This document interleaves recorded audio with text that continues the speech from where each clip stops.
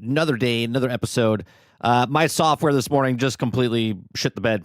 So we're using a completely different program.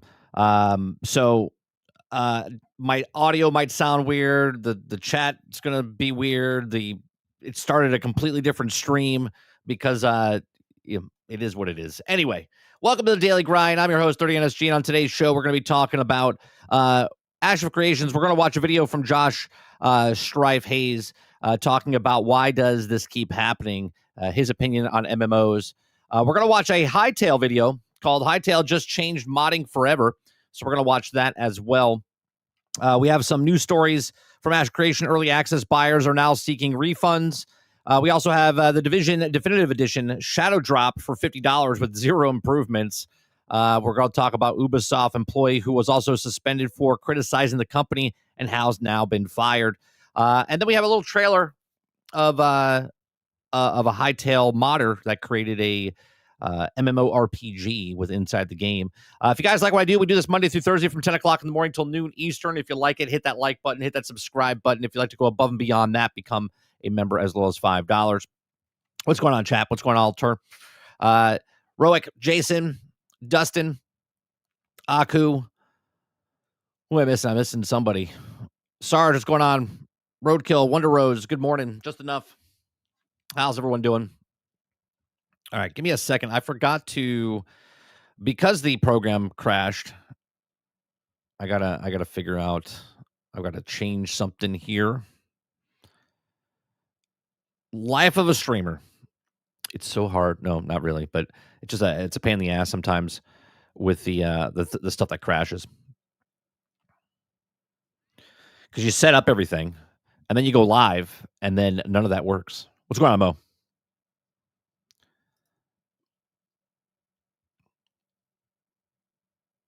Full effect. If you build it, they will come Game Pass. Did you guys see that Avatar Pandora, whatever, what the hell is it called? The Avatar game that came out. That's supposedly coming out to Game Pass soon.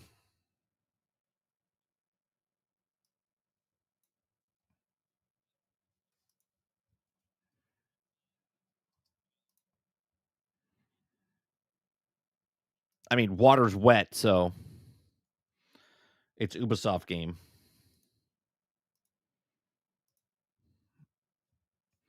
All right, put that pinned message there. All right. Avatar coming to Yakuza Pirate is in there right now. Oh, did it just come in? Avatar Frontier. That's it. Frontiers of Pandora. All right, so let's get to the first thing, which we'll talk about. We'll talk about Division. Let's talk about Division. Okay, there's chat. We got chat up. Okay. And then we got, it's going to stutter. I don't like this program because of it, but it is what it is. So what are you going to do? All right. So the Division Definitive Edition Shadow Drop for $50 with 0 improvements. This game is what? 8 years old? When did Division 2 come out? Division 2 came out in 2017. Division 1 came out in what, 2014? Right? So the Division Definitive Edition Shadow Drop with a $50, okay, with 0 improvements to the actual game. Rumblings of the Division Definitive Edition started a few weeks ago while also waiting for Division 3 goes on. And this could also save servers, has served as a perfect means of tie the fans over until, unfortunately, the very low-key release seems to be quite low effort with the Division Definitive Edition. Shadow Drop being rehashed of a previous version with no PlayStation 5 or Xbox Series X or S upgrade. Minimal viable product, right? Definitive Edition is usually released within the same content, but alongside with a plethora of graphical updates to give the game completely overhaul look. This is bare minimum effort, okay, and needed. A Division Definitive Edition hasn't been done this, okay? So Division Definitive Edition has no PS5 upgrade. Amazing. Okay, the Division Definitive Edition banner surfaced online clearly hinted at Ubisoft was working on an upgrade version of the original looter shooter. And with Division 3 shaping up to be a monster, is it? Do we know anything about it? Okay, this is a perfect gateway for the fans into the series, also a chance to warm up to the skills existing players. But alarm bells started ringing as the Division Definitive Edition was unceremoniously shadow dropped into PlayStation and Xbox stores on February 3rd. There within lies the reason as of why it hasn't been promoted. There's not much to promote. It's nothing. Just Tom Clancy. It's just a Division that you could have gotten all those years ago, but now the same with no upgrades. So you could have just gotten the old one for much cheaper. Much cheaper. But Tom Clancy Division Definitive Edition doesn't have an upgrade for PlayStation 5 or Xbox Series X version. You can play PlayStation 5 and Xbox Series X and S, but the game clearly states that it includes the base game, all 3 season pass expansions, and multiple cosmetic packs. No graphical improvements or even gameplay tweaks are mentioned because there are none. There will be some natural upscaling because of the power of the modern day console, but it makes no mistake, this is already existing in the Division Gold Edition with a few extra outfits and no upgrades for $50. Okay. So again, you could go, don't be a sucker for this. Okay. You can literally go find this game at GameStop. You could get an older version, okay, and get it for cheaper, and you don't have to buy this definitive edition type of shit. Just putting it out there for people out there that are like, wait a minute, I can get the old Division. Yeah, don't bother. Just go get a used copy of Division and enjoy yourself for like $3.50 instead of spending $50 10 years later. Just putting it out there. Just putting it out there, chat.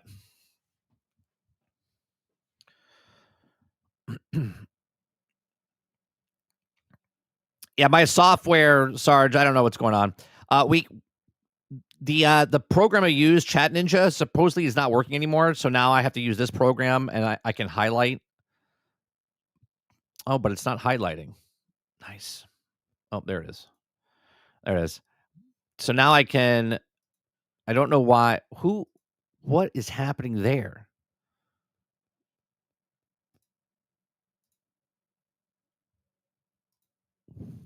What is happening there? How come it's not showing my highlights? Fucking A. I swear to God. All I want to do is have a stream that actually works. Jesus Christ. Krabby says, speaking of Ubisoft, they tweeted 2 hours ago that Ubisoft servers down for emergency maintenance for 4 hours. All platforms affected, all Ubisoft games. Nice. Nice.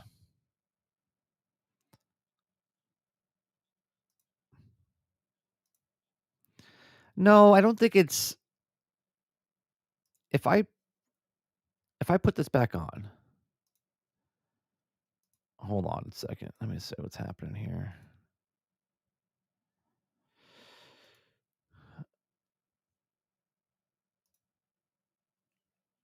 Why does it show? That's a test. There we go. There it is. Like, what is happening? Chat, I'm losing my fucking mind. Krebsy says, speaking of Ubisoft, they tweeted 2 hours ago that Ubisoft servers are down for emergency maintenance for 4 hours and all platforms affected. I don't know what the hell's happening over here. I don't get it. Well, speaking of Ubisoft, let's go to the next story. I don't like the little hitching that it does, and I don't know why it does the hitching. So OBS crashed. Now I'm using what the fuck this program's called, Meld. I like the things it does, but at the same time, I don't. What is this up here? What? For fuck's sake. We got so much shit going wrong with the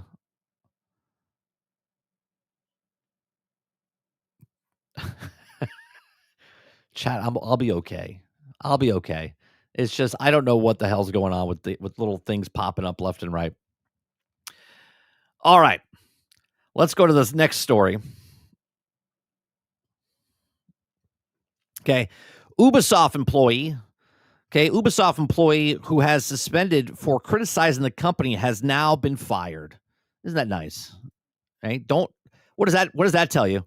What does that tell you? Don't criticize anybody because they're like, oh no, we didn't fire you for criticism. I don't know what the article's about, but we'll see.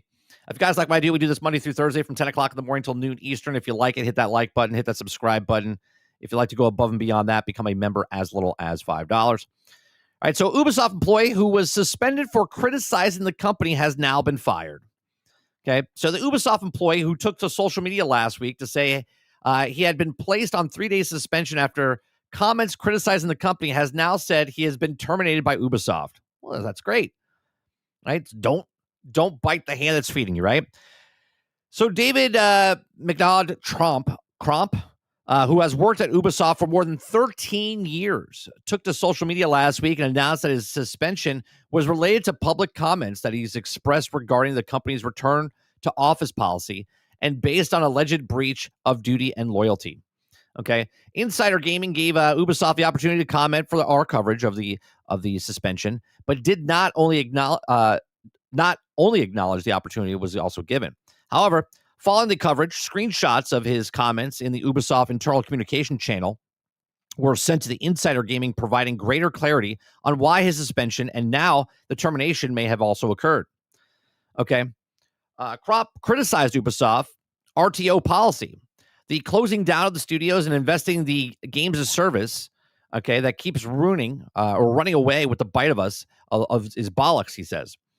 Okay, he also hit back in the decision to have Vantage Studios run by now co-CEO Charles Guillemot, who's also the son of Ubisoft CEO Guillemot, citing that he's also pretty much only got Ungani Games on his resume. Okay, in this message, he continued to say that he's also employees who also paid the price for successive bad decisions, okay, taken by executives who also keep swimming in millions of dollars and colluded of agrees costs should be terminated. But that is also needs to start at the top because nothing will change otherwise. Frankly, I think everyone at Ubisoft, both internally and externally, is on board with the message, but perhaps it was a little too transparent. Yeah, I mean, mad respect. I mean, this is how I got fired from a couple of jobs because my mouth got me in trouble. But you got to stand by your side. You got to stand by your morals and stuff like that. So according to Crop, Ubisoft has concluded that you can no longer work at the company and has unsubsequently decided to terminate this position. I mean, it makes sense, right? From a business standpoint, if you have a employee that's mouthing off and you let him keep his job, right? It starts to work its way through the actual business. Do you know what I mean? Do you understand what I'm saying? So it starts to cause this ripple effect, even though even the article even says it, most likely most people probably agree what he's saying, but they also have things to pay for, like groceries and houses and spouses and whatever else. Okay. So they don't say it because they know that you don't bite the hand that feeds you. He's probably fed up. He's like, 13 years. I don't want to fucking do this. He probably saw, and again, I'm just speculating. He probably saw the success of Expedition 33 of ex-Ubisoft developers, and this guy was like, the fuck am I doing here? I don't want to be at this company anymore, right? And he's like, peace out. Maybe he does something very awesome later down. Maybe he opens his own studio. Maybe he works with another studio of people, former employees. It says both current and former employees can contact me securely. So he wants more anonymous to know more about the stuff that's going on here for Tom Henderson. Here's the thing. We talked about this, 2 weeks ago, about people coming back into this, into the actual business, not working from home. I totally get it. As the employee, you're like, I'm doing my job. Leave me the fuck alone if I'm doing it at home or I'm not doing it at home. But as the business, they want to see what they're spending their money on. And they're like, we don't know if you're doing some other thing, if you're double dipping, if you're playing golf. Doesn't matter if you get your work done. We need to know where all the people are going. So we got to bring everybody in. Right. And then he's like, this is bullshit. You don't need to come in. I'm doing my job. He's done. And I think on both of these is a good separation. Right. This man didn't want to work for the company anymore. And the company was like, we don't want you working for us anymore because you're tainted. Right. And they go their separate ways. Now, can he get a lawsuit or something because he's being fired because he said something? Perhaps, but let's be honest. Ubisoft is a dying company. Okay, it's probably best for this employee to find someone else to work for and move on with his life anyway. So I think this is good for both parties, even though it's being reported as they fired him because he he commented on stuff. I mean, say what you want, but maybe don't do it on social media. Do you know what I mean? Like, if you have something to say about your company, maybe just walk up to your manager and say something. If something doesn't get done, then escalate to the next step. But probably don't go to, the internet to solve your problems. But these are my thoughts. Let me know yours in the comments section down below. What do you think? Good move, bad nude for this guy? Let me know in the comment section down below. Please make sure you share, like, subscribe, and if you like what I do here, check out some of our other videos. Thanks for watching.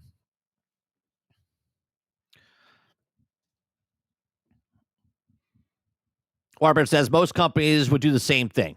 Don't criticize the company publicly. That's his dumbass's fault. Yeah, 100%. 100%. Yeah, you don't do that publicly. Just go behind doors, talk to the guy, talk to upper management, say, look, I've been hitting all my goals. I've never had a problem from working at home. Why do I have to work home? And they'll tell you, we want everyone to come in because we want to make sure everyone's working, right? Even though you're working, someone else is not working. We want to make sure so it's fair for everyone. Everyone's coming in, which is never going to be fair for everyone,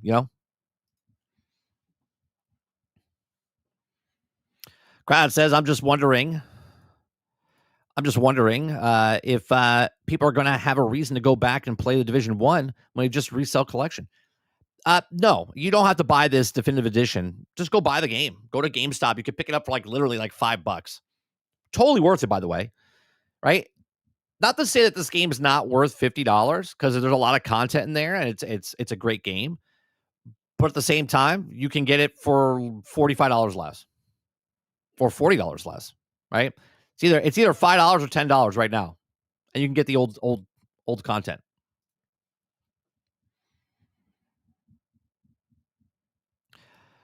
Jason says, I thought Assassin's Creed was a success. Yeah. Travis says, no, not sure he got fired for being so awesome.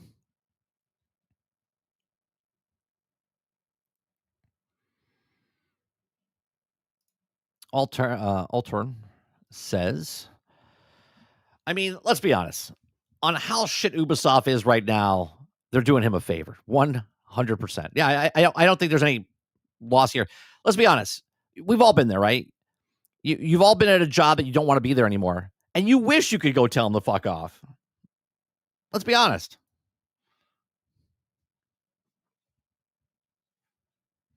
Crowd says, yeah, venting on social media is not the play to make a change. Yeah, just don't do it. Just go talk to upper management. Roic says, don't start with the scorch earth approach. Can I change the font for this? Or is it stuck on the font? I don't know if I could change that. Oh, I can. I can make it normal. And then I can... I think that made it bigger. Let's see.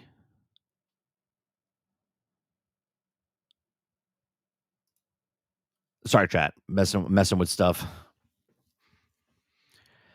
Barry White says, I played Ashes of Creation. And they actually had very smart devs who also could make a real game. It's a shame that the owner was a flake who also had no idea about the project scope and budget. I mean, Barry, I know you're new in my channel, right? And welcome. Appreciate you.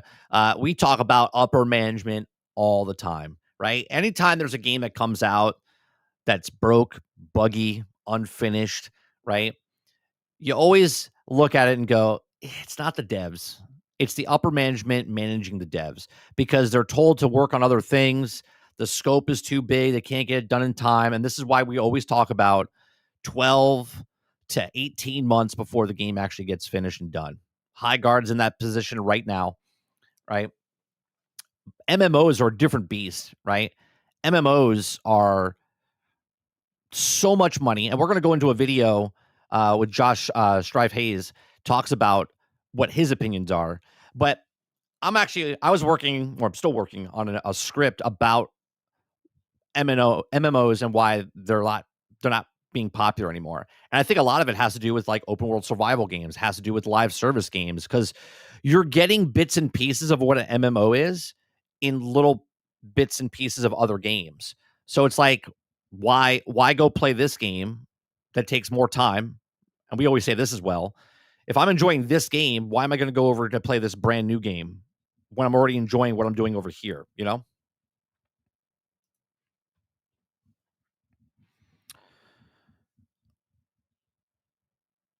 Travis says, okay, it's a definitive edition for Division 1, $50. It's still on PlayStation 4 game. Nah, it's fucking stupid. I mean, there are people that haven't played the game, but you can literally go buy the game cheaper right now than getting the definitive edition.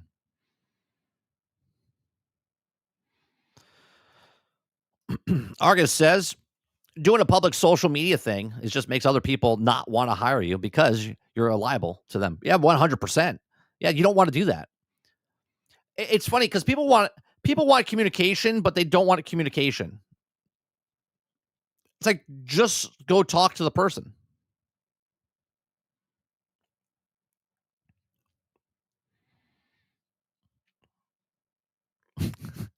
Do they know what an accountant is? Crowd says, I'm noticing a pattern in mismanagement in gaming industry. It literally it's rampant. What's the problem? I'm assuming it's people that are not qualified for their job, or they don't understand what their job qualifications are. I'll be honest. There's a lot of people that want to be managers, but not a lot of people can be managers. They want to be manager because of the money and not because they want to be a manager. That's what I'm assuming.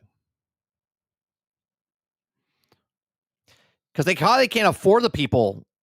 They probably can't afford the people that can do the job.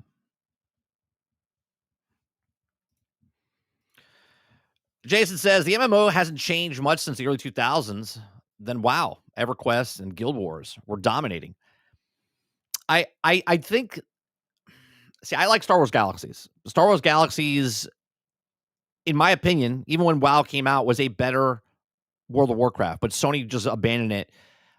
There's no game, and Ash of Creations was going to be the first game that did basically what Galaxies did, as far as player-driven economy and world where you're building stuff and it's constantly going, and they just can't do it. And now you're competing against all games. More people are enjoying it, even though people don't think so. More people are enjoying Fallout 76 because it's like an MMO, but it's not an MMO. More people are enjoying Destiny because it's like an MMO, right? It's a light MMO.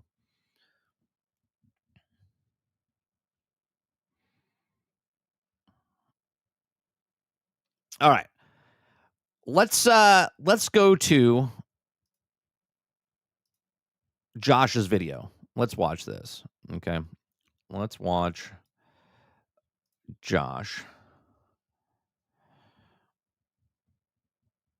Links are in the description down below. I don't know if the video is going to stutter and stuff. I apologize ahead of time. This is literally, I called an audible right before the stream started because it wasn't working. So if it's laggy and whatnot, I can't really do much about it. So. Ashes of Creation, a Kickstarter MMORPG which raised millions of dollars through a combination. Are we not getting audio there? Hold on one second.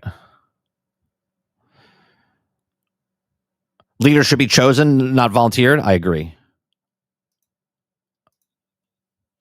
All right. Of private investment, Kickstarter's board paid for early access and extremely expensive in-game shop items and bundles, promised players a complex, deep and reactive world, and has shut down roughly 1 month after releasing into early access on Steam. And this news has shocked absolutely no one who has seen this story play out again and again and again. Game project overpromises and raises money through hopes and dreams. I feel like Josh is at 1.5 speed, but he's not. People. Why is it echoing through the thing? I'm so confused what's happening right now. Yeah, I don't know why it's echoing. Let me see. Let's see.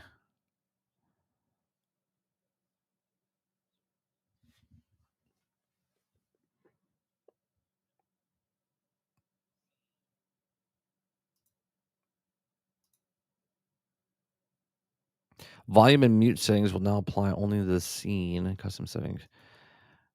Okay. I don't know why it's muting or coming through as an echo.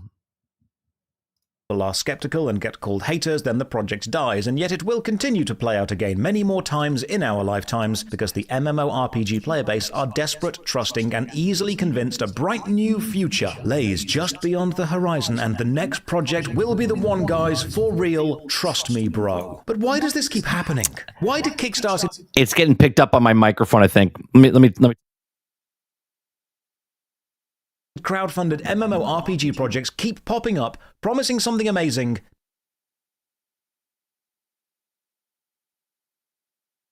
taking loads of money off you, and then dying without giving you a game. And more importantly, why do people keep throwing money at them, assuming this will be the one that finally delivers all its promises, as if we have no precedent for what is likely to happen? Well, I think I can explain it, at least a bit of it, and it's mostly to do with how these people that support these projects aren't... I'm going to have to unmute and mute as we do this, so you don't hear the echo. Yeah, so what he's saying is, why do people keep throwing money into games, right? I would assume it's because people want something good, right? Again, the grass is greener always on the other side. Like, why am I going to stop playing Arc Raiders to go play Marathon, right? If you're enjoying, right? I'm not saying that, right? If you're enjoying this game, why am I going to go over to this game, right? In MMOs, why am I going to stop playing World of Warcraft when I have 10 years, 15 years, 20 years in World of Warcraft? Why am I going to stop playing RuneScape when I have all this other stuff in these other games, right? Not just my time, right? Not even just the time, but you have your friends, you have your community, right? Here, just last night when we were playing Hytale, okay, Altern was just building a house that was already there. And I said, let's move the house. He's like, no, I already built this house. That moment right there should tell you a huge amount of what people, when you start investing time in something, you're like, fuck it, I don't want to move because I've already started establishing my roots here. This is exactly why people in life don't leave where they're from. Most people, did you know, chat? Most people don't move farther away than 50 miles from where they were born, right? I think it's less than that. Right? Most people do not leave out of the state they're from, which is mind-boggling to me because I traveled all over the place. Okay, but most people never leave where they're from. They're just there. Why? Because they've invested in where they are. They have a house. They know the baker. They know the restaurant. They know the roads. They know the people. Right? Like, that's how it is. So it doesn't change when it gets to video games.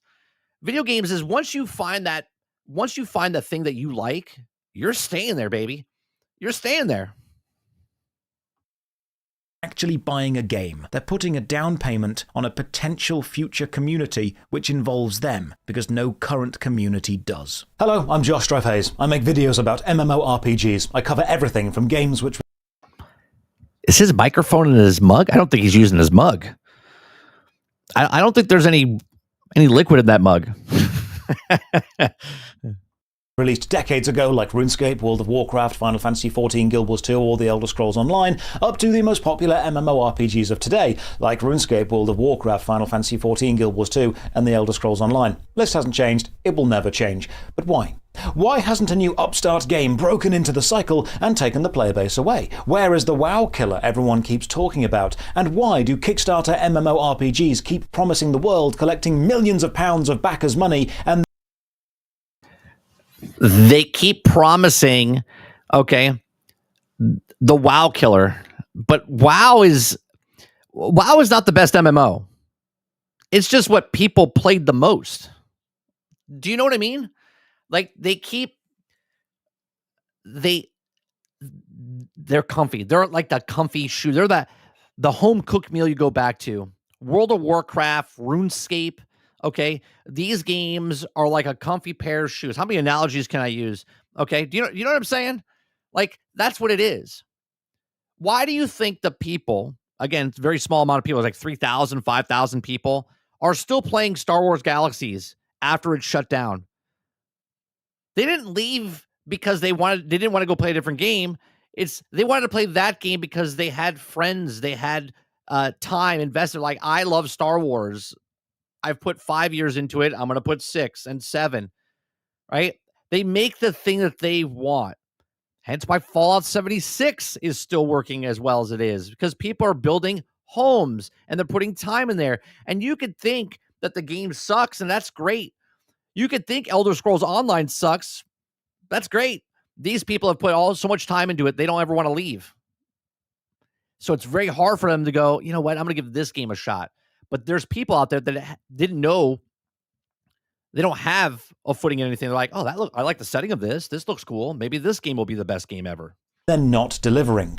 And why will they keep doing this forever? To understand why this Ashes of Creation thing happened, and why it will happen again, we need to look at the state of the genre as a whole, the general player base, the hardcore, terminally online people who keep saying they want a new MMORPG and why they want that, and then why it seems accepted that giving... The long-anticipated MMORPG Ashes of Creations is facing a sudden disappointing reckoning of 52 days after the Steam Early Access debut.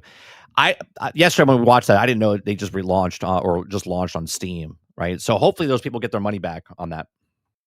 Millions of pounds to a project which isn't playable is fine, but if an actual existing game asked for the same things, they'd be raked over the coals. So let's look at that. As usual, a massive thank you to all the supporters on Patreon and Twitch who keep this channel alive. More information on how you can support at the end. For now, let's begin. And let's begin with something really direct. I don't really care about Ashes of Creation. I made a video 4 years ago called Don't Believe the Hype, where I was heavily critical of the game project back then as well. I've no interest in it because I knew it was going through the same motions I've seen others go through before. We were literally talking about that yesterday with Big Fry, right? When he said to watch out for it. I've said other games like Skull and Bones and other things, right? Because I played so many games over the years and I've been burned on games. And this is why I talk about right? Like, we're not Nostradamus, right? We're literally telling you stuff because of what's happened to us in our experience. So we try to pay it forward. We try to tell people, hey, be wary of this, right?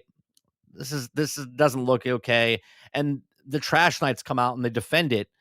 And they defend those games, right? There's people that defended Battlefield 2042. There's people that defended games that are just broke, buggy, unfinished. And it doesn't have to be this way. We're just trying to help. We're just trying to tell you. I'm not saying I knew all along or I told you so. I'm saying that I'm hedging my bets based on the evidence we have. And when I heard it shut down... That's right. So what he just said, hedging his bet because of what's happened before. Because the director, Stephen Shariff, was removed and the board of directors were making changes he couldn't agree with, I wasn't particularly upset. I did find it odd that Stephen has repeatedly said they don't have investors they answer to, and then the board of directors, according to the incorporation documents, was him. But actually, no, the company was sold a few months ago, and now they do because it was sold to private equity. And remember, the original Kickstarter had the clause, if the game doesn't release, they'll refund everyone, which sounds great. And then just over a month ago, the footage of this is Guild Wars, right? This is not Ashes. This is Guilds, right? Yeah, okay.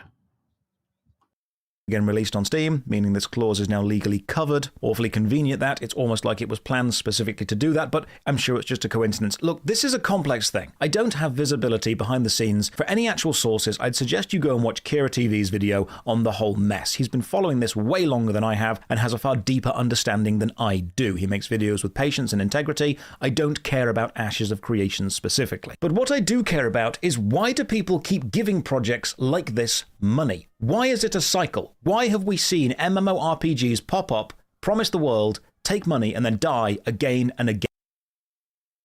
Well, I'll tell you a real reason I think why a lot of these MMOs, right? If you notice, a lot of the MMOs are people that played an MMO, but they want to make an MMO because they know MMOs very risky, but they also make a crap ton of money, right?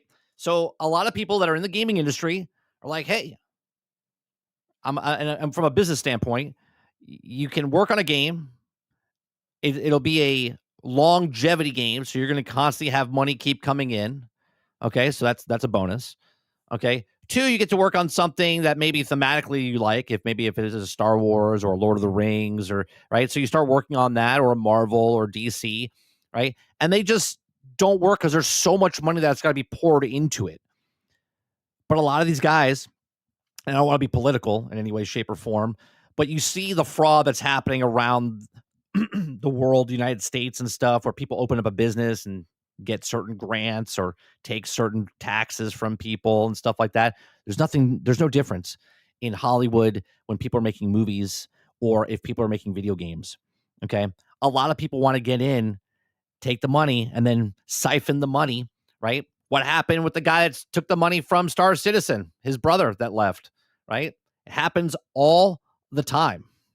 Why do people point out the risks with these projects, the issues, the red flags, and yet the supporters rabidly defend their project, often bullying or harassing people who speak out against it? Why are people so emotionally invested in something which doesn't actually exist? To understand how we've got here, and why we will be here again and again no matter what we do, I need to say something people may not like, but allow me to explain. MMORPGs aren't good games. At least not from... Damn. I mean, he's kind of right. He's kind of right. They don't have the best fighting mechanics. They don't. The only mechanics they do well in MMORPGs is grind, baby, grind. A game design point of view where maximizing the fun at a moment-to-moment level is the priority. I say this as someone who loves the genre and has... It was 8 million. It was 8 million, Sarge, not 3. It was 8 million. Thousands of hours in multiple games. The moment-to-moment gameplay is mediocre at best in most of them, and kind of dull in some of them, because the gameplay was never really the focus. The main selling point was this is a virtual world. You can have a second life in it. There's even a game literally called Second Life. It's amazing to me, he just brought it up, Second Life. Second Life is still around. It doesn't have the World of Warcraft crowd base, but Second Life has been around since 2004. 2004. Okay. World of Warcraft's been around, what, since 2003, 2004? You think that's kind of coincidental? No, I don't think so. I don't think it is. Okay. These people found Second Life is not a fantasy game as far as like it's not fantasy based. It's not sci-fi based. It's reality based. You can make whatever you want in Second Life, but people like that because they can make real estate. They can gamble. They can be a different person. It's that world. It's that meta. It's that thing that Facebook changed their whole business model around. Meta, right? VR headsets. They want you in this world. Grand Theft Auto Online wants you in the world. Fortnite wants you in that world. Marvel Rivals wants you in that world. Hence why they have these social hubs. Because it understands this. While tab-target combat is perfectly functional with lots of people, and action combat can be engaging and flashy and exciting, if an MMORPG released as a single-player RPG, it would likely be slated as players would say it's way too grindy, way too many reskinned enemies or formulaic quests, dungeons or bosses. And that's because one of the focuses of the MMO is having a lot of stuff. And the easiest way to make a lot of stuff is to make the player do the same stuff a lot. 100%, right? It's about the grind. It's about letting the player think that you're respecting their time. And respecting their time means that they're doing what they want to do inside your game. If that's chopping trees down, if that's making weapons, if that's building a house, if it's going on adventures, whatever it is, you got to make them believe that you're respecting their time. Repetition and grind is kind of the point. It's a genre aiming at a player base who like the grind. And what makes the grind enjoyable was always the player base itself. That's why I like open world survival games. The open world survival games, to me, this is why I always ask for co-op. A co-op game to me, I don't need an MMO.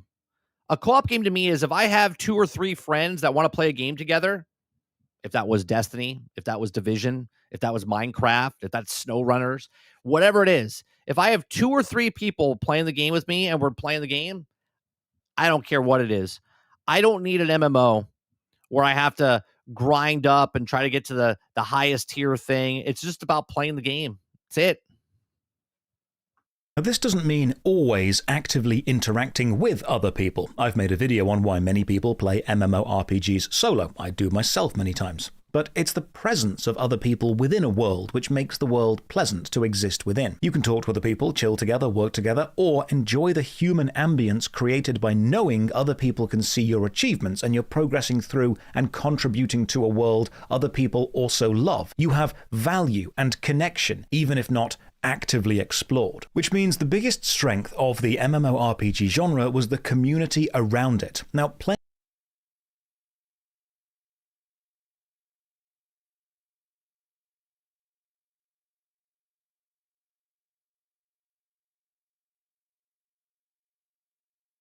Oh, I'm speaking. You guys, sorry.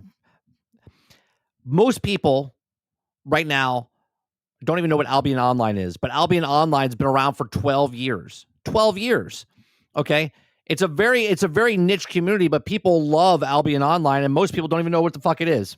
Playing games with other people online used to be a novel thing, and MMOs really tapped into this as their central focus, their core design. Play with other people. And as the years have moved on, that's not novel anymore. And now the MMORPG genre is trying to compete in a mechanical way against other games like MOBAs or Battle Royales, which was never really the point. The MMORPG was never trying to be the most technically advanced game, it was trying to be a digital third space, a social hangout with mechanics attached. I see MMORPGs as old-fashioned... Papa Choppa says isometric ruins it for some. Sure. So does third person for others. So does first person for others. It is what it is. Chat rooms with a game attached. And it's that community that played them, which people keep coming back for. You can endure a mediocre game just like a mediocre job because the people around you make it fun. In fact, whenever I ask someone why they stopped playing any specific MMORPG, it's very rarely because of a technical or mechanical...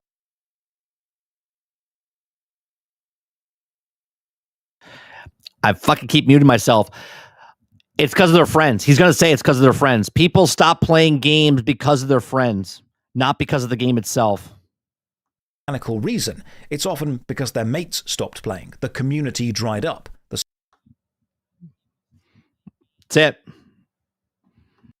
Social aspect slowed down. Indeed, the MMORPG genre has had the same few games dominate it for decades, not because they are the best designed video games, but because they are the best designed communities. It's a symbiotic connection. The MMORPG game creates the community, and the community supports the game. Remove one, you often lose the other. Now we have to understand, the vast majority of people who engage in a thing... You know, it's funny, Papa, when you say it's a niche within a niche, a niche inside a niche, it's just a niche. You don't have to say a niche inside of a niche, right? Most MMOs in the beginning, Ultima Online and all that stuff, it's like isometric, right? That's what it is. RuneScape. Like, it's just a style that people don't like. Some people don't like Diablo or Path of Exile because of the style of the game it is. Some people don't like Division or Grand Theft Auto because of third person. Some people don't like first person shooters because they can't see themselves, right? It's not a niche, right? It's just the style of games that people like. The driving games is a niche to people that like first person shooters. Do you know what I mean? Be that a game, a sport, a music, a hobby, anything really, they don't engage with it beyond the thing itself. They are casual fans, and that's totally okay. People may listen to a band and enjoy the music, but anything further, such as knowing all the band members' names, their earlier works, which brand of equipment they use, that kind of doesn't matter to a casual enjoyer. That's more of a hardcore fan thing. People can enjoy an actor without knowing anything about the actor's personal life, and people can enjoy a video game without engaging with the forums or subreddit or real-life meetups of that game. And this means very, very true. You don't need to know. You don't need to know the. You don't need to know the forms and everything to like a game. There's so many people that don't watch podcasts. There's so many people that don't know all this stuff. They just play the game. They don't know about Ubisoft crushing things. They don't know about microtransactions. They don't know about any of this stuff. They just play the game to play the game. into an MMORPG, enjoy it, and log out are the casual fans. They aren't posting on forums or watching Twitch streamers or complaining about patch notes on YouTube videos. That's reserved for the more enfranchised hardcore. So when people tell me every MMORPG player is unhappy with the genre because they see a few people complaining online or a few people looking for a new game constantly, I have to remind people you're only seeing people so enfranchised they actively engage beyond the thing itself. The people who are happy with whatever game they play are just playing that game. That's very true as well. That's very true as well, right? This is why I think certain toxicity that they say of criticism is that people that just play the game that they love, they don't go out looking to see if other people are okay with the game that they like. They just like the game. God, I wish I was back in that state for a lot of things, okay? Other people look at a game and go, I like this game, but, and they give criticism. And the other people that like the game because they think they found something, all of a sudden go out to see if other people also like the game because they don't know if they actually like the game. They have to get approval from other people to like a game. And then when they like the game, they go, oh, well, this guy's talking shit about my game. And then they get real upset and they have to start criticizing the criticism, not the criticism that they're giving, right? Which I have a video on, right? Criticism is not hate, okay? But people that love things, they don't go give reviews. They don't. You know why? Because they're enjoying the thing that they're playing. They don't need to give a review for the thing. For everybody else, the niche, the niche community that wants to has anyone actually read a review? The only reviews I read are on chat to make fun of it. I've never gone to a forum to go, what is the review saying? Right? I know games I like. I know what games I like. And if I buy that game, I play it and go, all right, it's good. Oh, that's awesome. Right? I don't look at reviews to be like, what did Eat My Ass 69 say about Baldur's Gate 3? I don't give a shit. I don't give a shit.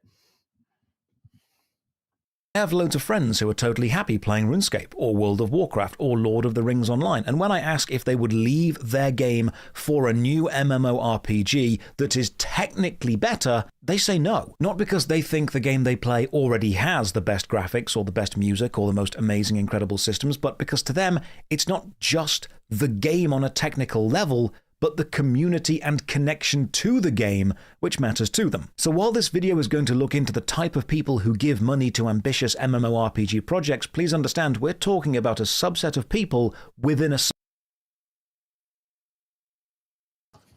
Yes. Eat My Ass 69 is a well-respected reviewer. He is. subset of players within a subset genre. So we have a genre of game which often lives or dies on its community, with the people who are happy and comfortable in whatever their community is just enjoying being there. This means, from my experience of talking to many MMO players, the people constantly pining for a new MMO to come along and change things, the players most desperate to jump into something new, are often the players who aren't part of an established community in any other game. They don't feel they have a stable or solid guild or clanmates, sometimes even consistent online friends. That's one of the reasons I talked about Albion Online the other day when we just found out it was on Xbox Game Pass or whatever. I was like, man, that game's really fun to play, but up to a certain point. And that, again, it really goes for all of them, but Albion Online specifically because it's about territorial stuff in Albion Online. And if you're playing that game, you can only play to a certain point before you have to decide if you're going to be a part of a guild that's taking over certain land and whatnot, sort of like what New World was trying to do. Okay. But if there's too many pushbacks on you, you're like, I don't really like it. Right. You have to find a friend. You have to find someone we talk about this in consoles, right? You don't buy the console because you like the console. You buy the console what your friends want to buy. So if you have 4 friends and no one knows what system they're going to buy yet, all of a sudden, one of them, all depends on who it is, right? Because there's an alpha, beta, and everybody else in your group. If the alpha decides that they're going to buy a PlayStation, then everybody else is going to buy a PlayStation. If the non-alpha buys a PlayStation, everybody else is like, yeah, we're going to go with Xbox. That's what happens. And like, right?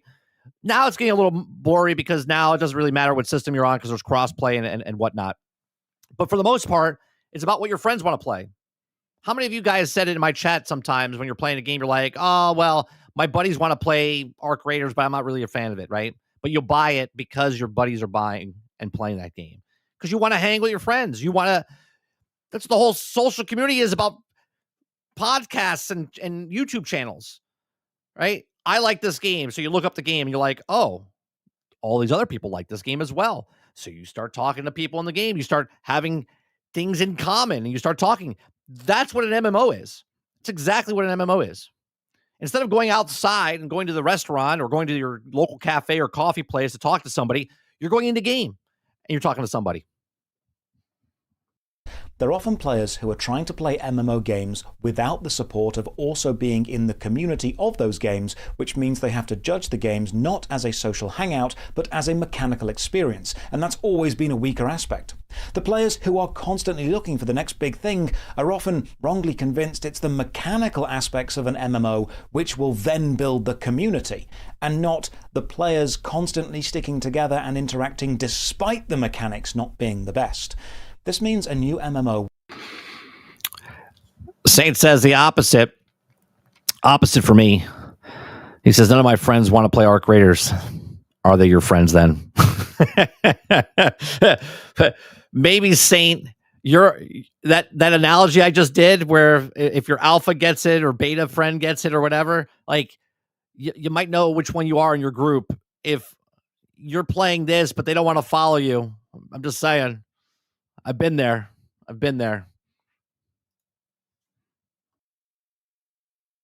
Won't capture players by just promising new mechanics, because the happy players are content playing whatever their game is, but promising a new community to be a part of. That's a human need. That's a very attractive marketing angle. That's why we see a systemic focus on highlighting all the ways these new games will have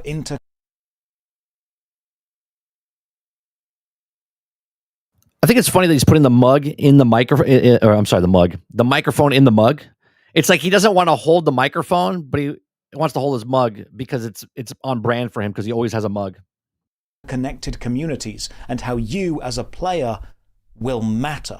There's a reason whenever a new MMORPG project needs funding, it focuses on marketing phrases like player-driven, player-created, skill-based, your story, guilds, clans, build your own city, game reacts to your actions, living, breathing world, non-repeatable quests, your choices matter. It's because those designs put the individual into a position of power within the game world, and being in a position of power is a strong desire for someone who wants to be important in an MMO, but doesn't feel that in any of the current ones. But then a new game gets announced, a brand new MMORPG which will change things. It will be amazing, incredible, have systems that revolutionize the genre, change gaming forever. It's going to do none of that. That's the chase, right? It's the starting fresh. It's that moment when you play, if you guys ever played Minecraft or any kind of open world survival, really, it's the moment you start a brand new map or a brand new world that you feel like this freshness of it, right? That's what I would assume it's like going from one MMO to the next MMO, right? You're like, oh God, it was such a slog to try to catch up to Todd, trying to. He was level 60, druid or whatever. And you're like, I just don't want to. Now you're starting fresh. Now you're starting over. Maybe that's what it feels like. I don't know. I can't remember the last time I really dove into an MMO. It has to be Galaxies or World of Warcraft, because World of Warcraft I played for 5 years and stopped. So I played up until maybe I think 2009, 10. Came back for 11, but just it never captured me. And then Star Wars Galaxies I played the whole time it was out, and then it closed. Everything you want it to be, and the people without a stable community in one of the existing games get very excited, because to them this isn't just a new game. It's a brand new chance at being involved in a community, one which doesn't yet exist and so hasn't had a hierarchy set. When a Kickstarter asks for money for this brand new virtual world that will be everything you imagine, many people who support them aren't buying a product. They're buying a dream, placing a down payment on a future friendship group, investing in... Yeah, the way he's describing it, that's exactly what it is, right? You're investing into a new friendship group, or you're trying to feel like you're a part of something. Let me tell you, it gets worse and worse as you get older, right? All my friends moved away, right? If it wasn't for the internet, I would have zero friends. I'm not saying about chat, like talking about just calling on the phone and having gameplay where I can play with my friends over the internet from a far distance, right? I have zero people I can like go hang out with because of where I live. I don't have like friends like that. In a social connection they don't have or haven't found in any current game. This is why announced games have such outlandish and incredible sounding design, 1,000-player battles, unique player housing systems, reactive worlds, player-driven economies on a micro level, a future which changes based on your decisions, skill-based everything. These mechanical features are indeed something the MMORPG genre doesn't... I mean, I look at what he's saying here as what's happening right now. You guys are in my chat every day, right? We built this community. Right. Of course, you go watch other people, but you come back every day because it's the community. It's the community that you built, that we all hang out and talk and bullshit about games, broke games, awesome games, right? Talking about news. That's what it is. It's just it's a good community, and that's what everyone's looking forward to. Usually go for because of the technical limitations, or the mechanical quality was never really the focus of the genre. These claims of amazing things are for marketing, to grab headlines, and importantly, to give the investors and the evangelical supporters something to preach to the non-believers about what the game will have once the game is actually made. Because saying, I'm investing in this because... the promises, the roadmaps, and again, we're doing it right now. We're playing Hytale, right? But Hytale's not an MMO, but it could be, right? But MMOs are always like, especially with Ashes of Creations, we're going to make the greatest MMO ever. You know that game that you really love? Well, this is going to be better than that. You know that system that you like over there? Well, we're going to have a better system than that. You think that's a shit system? We're going to have a better system. And you're always looking to be a better thing that you're playing. But really, the thing you're playing is probably the better thing. I want to feel part of a community and haven't found one I gel with, and feel this may create one I can be involved with from the start, thus grandfathering myself into the social fabric of society within the game and being important, doesn't flow as much as the game is going to be sick because it has cool features your game doesn't have. It not only creates the us... Yeah, it sounds way better the way he put it. Versus them mentality, but then actively supports it. This is why communities instantly spring up around unreleased games or projects, with people suddenly interacting, meeting other supporters, chatting via the Kickstarter comments, Discord groups which are formed, forums, YouTubers start to cover the information, communities begin to form around the game even though it doesn't exist. Altair, it's like a bad... It's what Destiny used to do. It's going to be different this time. No, we're not going to screw you over. No, I promise we're not going to reset you again. Just kidding. Sunsetting, right? Like it's a bad relationship. Most game companies come out and they promise you the world, right? Like I said yesterday, it's like girls wearing makeup, right? You fall in love with them, and then all of a sudden you get them and you're like, what the fuck happened? Who are you? It's not who I brought home. And anyone who is critical of the game often gets attacked by that community, because to the community that is forming, that game isn't just a game. It's the start of a new symbiotic relationship between game and community and game, and critiquing any part of that process is attacking the process, preventing it from happening. And the process has to happen to form those connections, to maintain them, for them to be important at all. Because the game needs to exist for their community, their social group, to exist. And if they have so much time to dedicate to this... It is, Sarge. It's exactly like Charlie Brown and the football. Yeah. What's her name? Lucy? Where Lucy's like, come on, Charlie, hit the... And he's like, okay, you're just going to move it. No, I promise I won't. I won't.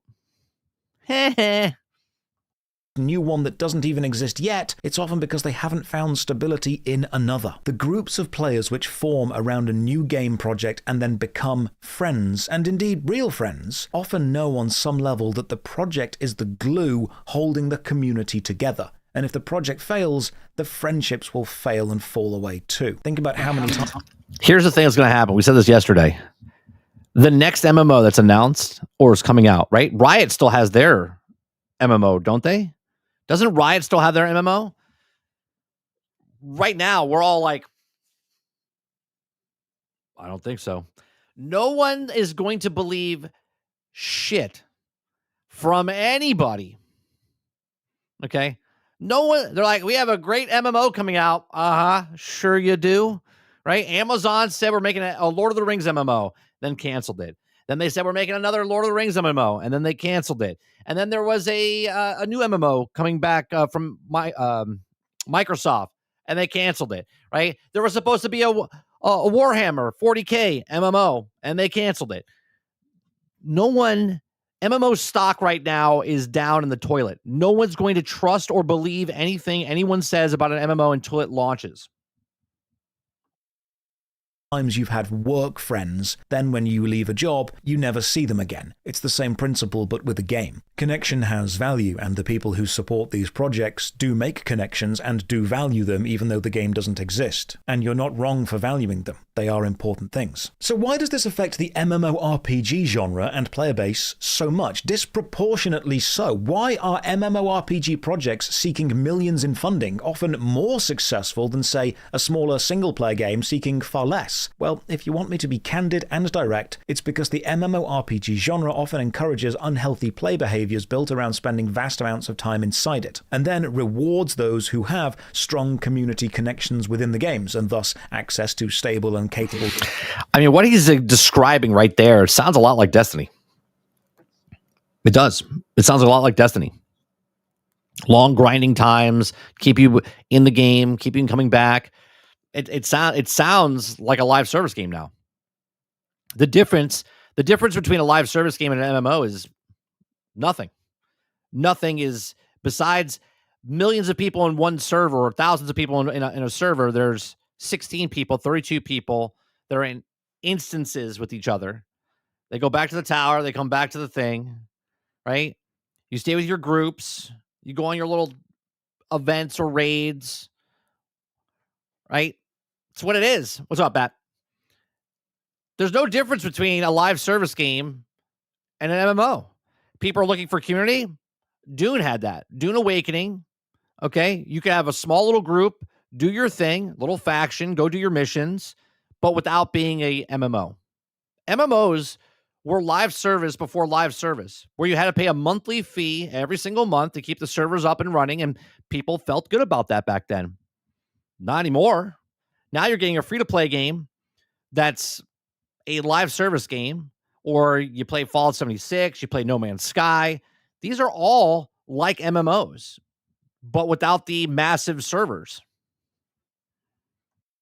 Teammates to complete the harder content. This leads to a group of people who spend so long online they lose or damage real-life social connections. So when those players either burn out of a game, get kicked out of their community, or leave for any other reason, you've got a subset of hardcore gamers who often place online gaming above real-life socializing, who want to spend hours and hours a day inside a virtual world, who are desperate for a new community to be a part of, and want to be important within that community. But they've already gone through the games that exist and haven't found what they're looking for. Often not because they haven't found a game they like, but because they're looking to be part of something beyond a game, part of a social group. And those isolated or displaced players are willing to throw money at the potential of connection within a world which doesn't exist. A world where they are who they... I would assume finding an MMO or finding a community is like showing up to a cafeteria when you're in school. We all remember those days, right? You didn't have friends. So I would assume it's like you walk into the cafeteria and you're looking around like, where do I want to sit? Do I want to sit with the sci-fi guys? Do I want to sit with the goth guys? Do I want to sit with, like, who? You're making a choice. What MMO do I want to sit? You're like looking around. You're like, do I want to plant my tray on the table of World of Warcraft? Do I want to go to RuneScape? Do I want to, right? And you don't really know. And then all of a sudden there's an empty table. And that empty table, okay, that empty table is Ash of Creations, is the next whatever game that's an MMO. And people are like, oh, it's a brand new table I could sit at. Let's see who else wants to sit with me. They want to be, because it happens in the future, where they could be anything. Marketing people in the audience will know you don't sell a product, you sell a lifestyle. As a product, an MMORPG game is a fading genre populated by an aging player base. But as a lifestyle, it's still a gaming connection that people want. And selling tickets to the next big thing grand opening gala is far more impressive and prestigious than waiting for the thing to open and then selling normal tickets. People want to be at the premiere because they get seen being at the premiere, and this makes them important within the community, which will hopefully form around the thing. Consider this. When a Kickstarter MMORPG, a project or game which does not exist and is not playable, gives people the opportunity to pay hundreds or even thousands of pounds to support it, people do. And people then... There's no difference between this and pre-ordering a fucking game. The reason you're pre-ordering a game is because you've sold yourself that this game is complete before you've seen anything. Right? There's no difference. You're lying to yourself that this game is going to be the greatest game ever. And you're telling yourself that because you don't want to make sure that you didn't buy something that's not.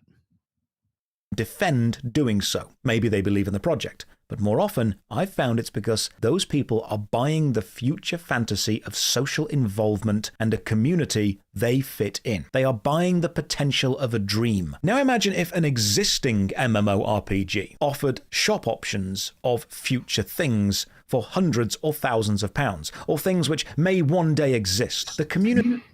I would assume the community would push back on it. I think they would. Would hate that. They'd call it greedy, a scam. They'd say, why are you asking for money for a product which doesn't exist within a game which does? And then consider the absurdity of this. Why are people more comfortable giving millions of pounds to a project which may possibly exist than giving the same amount of money to a project which actively currently does exist? It's because they aren't... The problem with this is exactly the loop that we're in today.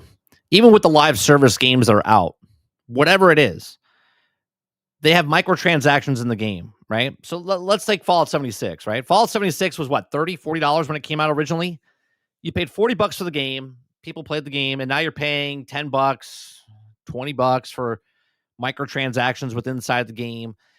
And you think because you're funding that stuff that you're going to get more game, which most of the time you don't. You just get more stuff. Right? You get more cosmetic stuff. You don't get more game. You get more cosmetic stuff.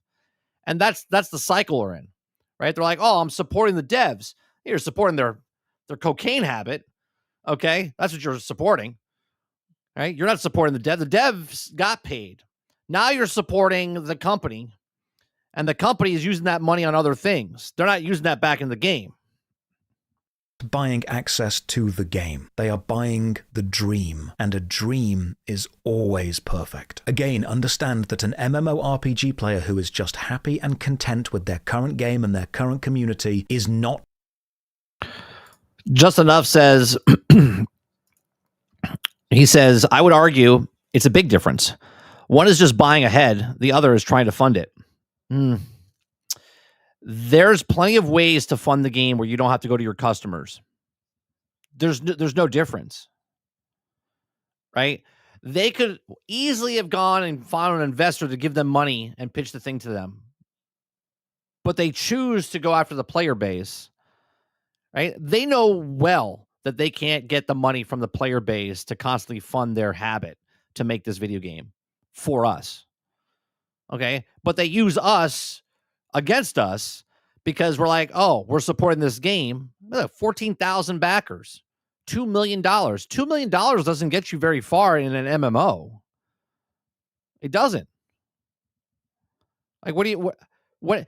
There's that other game that we talked about like 3 months ago, the ship one that they're making, the big ass ships, the very specific warships of the old type of British pirate ships and stuff like that, right?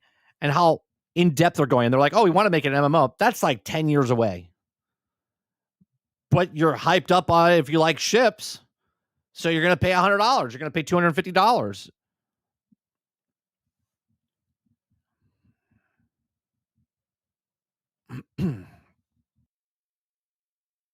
Giving hundreds or thousands of pounds to a project promising a new one. The people often supporting these projects at the highest price points are desperate for a community to belong in, and these projects know that. Giving money to a product which already exists means facing its flaws and facing the daunting task of ingratiating yourself into a community which already exists, climbing a social hierarchy which already exists, and accepting you may not be an important person straight away. You may fade into the crowd. It means dealing with social engagement where your value comes from you and you alone, and making friends as an adult is hard, especially when everyone else already has years of connection to each other. It's daunting.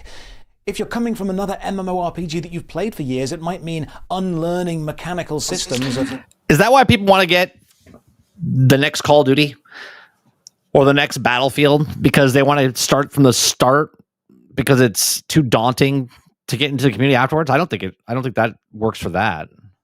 I can understand, I guess, MMOs, but I can't see it happening for like the next season for a game that's already out for a non-MMO, right?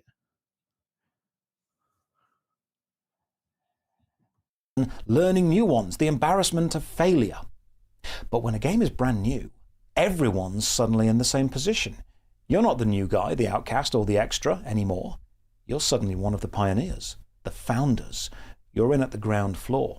And if the Are all of these things that he's showing in the background, these other MMOs that are being backed? community grows, you won't just be some guy. You'll be one of the originals.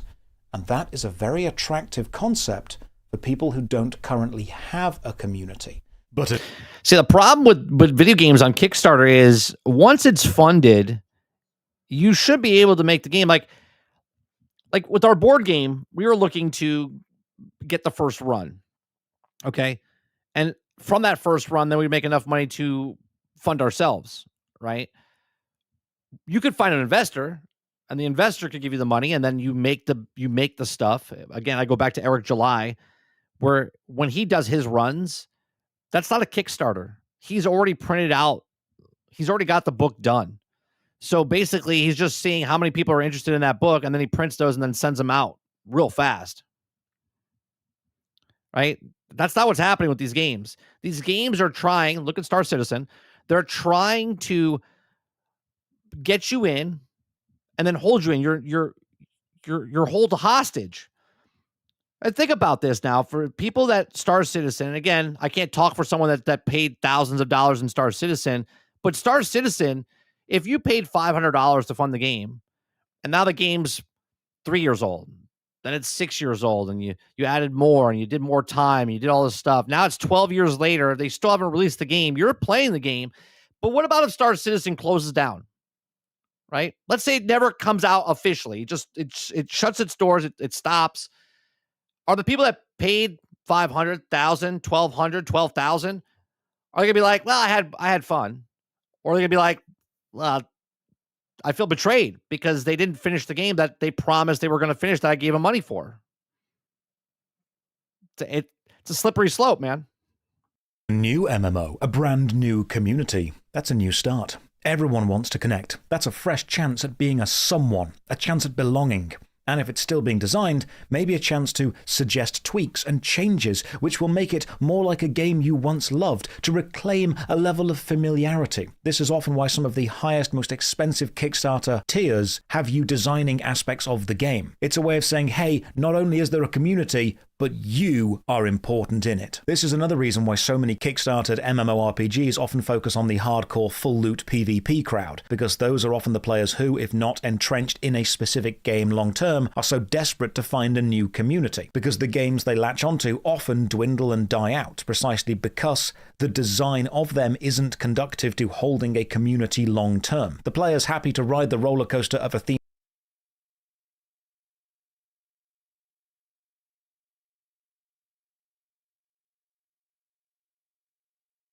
theme park MMORPG. Well, I was muted the entire time there. God damn it. I was saying that PvPers come and go all the time. They just move from one to the next, to the next, to the next, right? The PvEers are lifers, man. When a PvEer likes your game, they stay there and they'll stay there for years. A PvPer, they're here on Monday, they leave on Wednesday, they come back on next 2 weeks from now, but they're gone. Well, they're just doing that. And that's why the genre has been the same games for the past 10 years, because those are the communities which have endured, and that's why people will keep throwing money at new MMORPG projects, because those people haven't found a community they fit into yet, and the new game is promising to be just that. And that's why games almost never release, because the MMO genre is incredibly expensive, and even when they do, the community is small, and often proceeds to just keep getting smaller until it can't sustain itself and the cycle begins again. Another project appears, promising another dream, and people throw money at that one too. So the next time you see an MMORPG project like this, consider if you are being sold a dream of a potential future. And then Yes, you're being sold a dream, not an end product, a dream. try to wake up before deciding to give it your money. I firmly believe the MMORPG genre's greatest strength is not being the most technically advanced gaming experience, but the community within the games. Mechanically, all MMOs have glaring flaws. A brand new one won't change those. And a player desperate for a new MMORPG is often not crying out for a mechanical revolution within the game experience itself, but for a community to belong to experience the mechanics of the game with. This is why you won't see a WoW killer, no matter how mechanically advanced a new game is, because it's never been about making a better game on a technical... Well, you know what's funny? Ash Creations wasn't mechanically better. It was just Star Wars Galaxies done 20 years later. I mean, the mechanics that were in Star Wars Galaxies were done 20 years ago. And Ash Creations was just bringing them back. And they still couldn't do it. level. It's about displacing a community which has endured for decades, which you won't do. It's why City of Heroes was revived. It's why old school RuneScape exists. It's why EverQuest is more popular than EverQuest 2. The communities of those games endured. And if you as an MMORPG player are waiting for the next big thing, maybe understand that it might not actually be a new game you're waiting for. It might just be a new community within a game that exists right now, who would love to play that game with you and help you feel involved, connected, and wanted. Maybe in the future a new MMO will release and succeed. But until then, you don't need to give your money to people selling you a dream, when there are communities in games awake and playing right now who would love to have you. Go and find a community and have fun in a game which exists. Make those connections in the present, instead of paying for a future which you may not get. Cheers for watching. Another massive thank you to all. There you go. So Josh Strife Hayes, links in the description down below. Yeah, it's crazy because people are just looking for grass is greener on their side. They're looking for that. They're looking for that game that they can dive and put time into. But they're not even waiting for the game to be finished. They're running to it before it's even done. And that's the problem. This is a pre-order. Star Citizen's a pre-order. Hytale is a pre-order.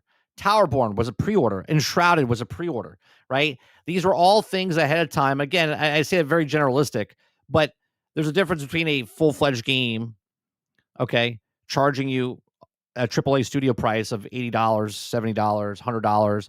There's a difference between charging you $500 to join in the early access and $20, right? Minecraft, again, I paid $4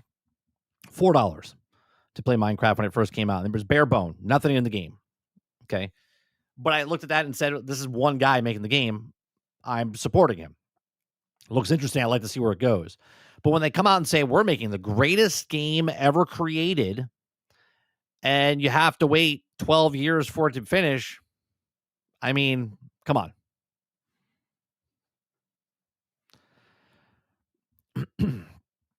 Argus says, people just want somewhere to spend their time, and the real world isn't an affordable place to have a bunch of fun or worthwhile experiences every single day. True. Yeah. Video games is still the lowest form of entertainment. Best value, right? You pay $15, you go to the movies, you're there for 2 hours. You could find a great game for $15 on Steam, and you can play that for hundreds and hundreds of hours. Hundreds of hours.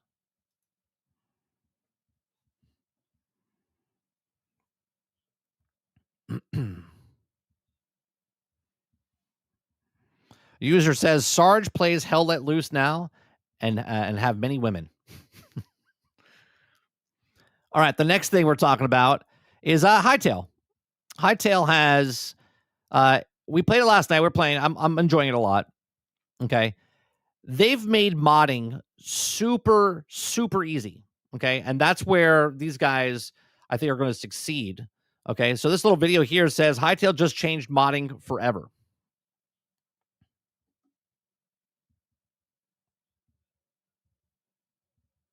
For decades, modding games was a completely different skill set from playing them. From the Morrowind construction set, to map making, to Warcraft 3 modding, which eventually turned into Dota. The point being, if you wanted to create something, you had to stop playing and start modding. The most modded game in recent times is by far Minecraft. The first years of modding Minecraft were struggles not only with making. It was so difficult to mod in Minecraft. Like you had to like take a college course to learn. Now there's kids doing it, and there's people that made careers and stuff of it. But modding in this game was so difficult in the beginning.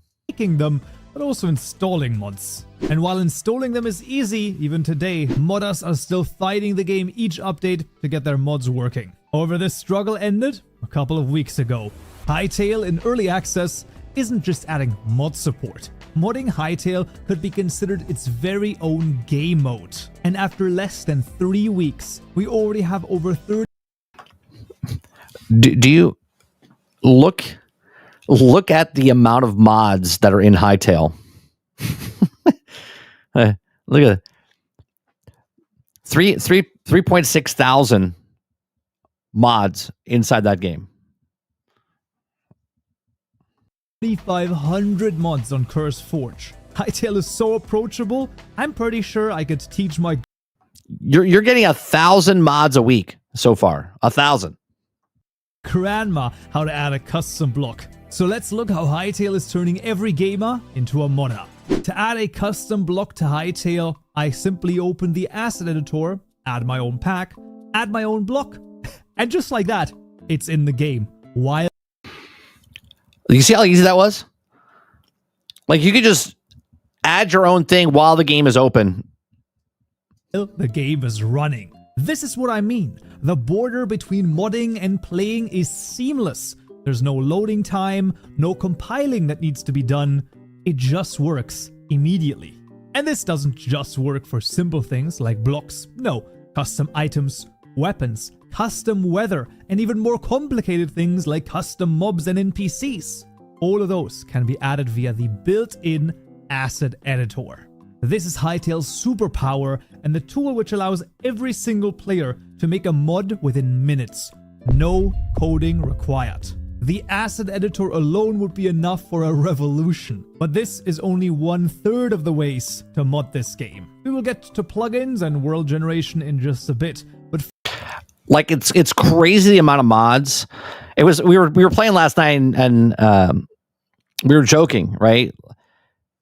Because they would say like, "Oh, do you have this?" I was like, "Oh, there's a mod for it. There's a mod for it." Altern was like, "Do you are these new weapons?" Like, "Oh, that's a mod. That's a mod. Oh, this is a mod. I'm sure there's a mod, right?" There's someone making something for this game right now, and it's crazy. Like, there's already video games built with inside the engine of this 3 weeks after the game came out. Mind's Eye would love if someone was doing this to their game. Nobody's doing anything to their game. first, let's see how complex adding a simple block can be. If we wish to add a simple block to Minecraft, we first need to choose an API, Forge, Neoforge, or Fabric. Download the template, and if you don't already have it, install an IDE, a JDK, and probably also learn a bit of Java. Then either write out several JSON files by hand, copy them over, or use data gen, which requires quite a bit of setup. And finally, we have a simple block in-game. Listen, I love Minecraft modding, but the comparison here is just not fair. With 1/3 of its tools, Hytale just blows Minecraft completely out of the water. And this is before we talk about having to keep up with versions where even minor version changes, modders have to spend hours upon hours just to update their mod to the newest version. It's a constant arms race that for Minecraft modders, it's just running on a treadmill. We have to keep moving or we will never make up any ground. Another app comparison might be Roblox. Now, while there's a lot of other issues with that game, the creation tools themselves, Roblox Studio, is actually very well done. Here though, for even simple things, you need to learn Lua. This isn't a full programming language, but many concepts are like you have to learn a completely different program for Roblox. You have to be really pretty good at Java and stuff for Minecraft. In Hytale, you need to know absolutely nothing. Nothing. the same. So while I can super easily make poop bouncy in Hytale, or make it have 5,000 damage to mobs on impact, in Roblox it's a bit more involved. Hytale is not setting out to build the next Unreal Engine or the next Roblox. They want to offer modders and UGC creators a place to transform their ideas into reality. Bro, I want a conveyor belt system. It's modded out right now? Can I get that? Slikey, the tech director of Hypixel, said, "We want you to be able to mod Hytale out of Hytale and make it your tale." And this is exactly what you can do. Because for more advanced modders that know Java, oh, you want to jump into plugin making. This will require extensive Java knowledge, as Hytale's code is built on an ECS, or an Entity Component System framework. To illustrate, in Hytale, each block you see is an entity, and you can attach components to those entities. Think of those as tags or stickers. That means this grass block over here has the grass block component, while this log has the wood log component, and it might also have the flammable block component. This tells the game what these entities are and how they behave. But here comes the power. You can simply add another component to an entity, meaning if you put it down water... This doesn't happen in Minecraft. In Minecraft, the water hits and that's it. This is going through the other things within the game. So it goes through the water. So, you know, when you put a block in water in Minecraft, it hollows out the block, takes that space. Not in here. It flows through every single block, because every block is waterloggable. Here you would simply add the waterlogged component to every block, and boom, it just works. It works with doors, fences, every single block. And it barely requires any work to add another. It just works. And with this power, people are already cooking up insane mods. Like, look at all of this. We're barely 3 weeks into Hytale's early access. People You can summon now? That's in the game now? Are not only showing off their creativity and technical know-how already, they're using modding tools which aren't even fully complete yet. At this rate, within a year we will have full games made in Hytale. Well, actually, they've already done this.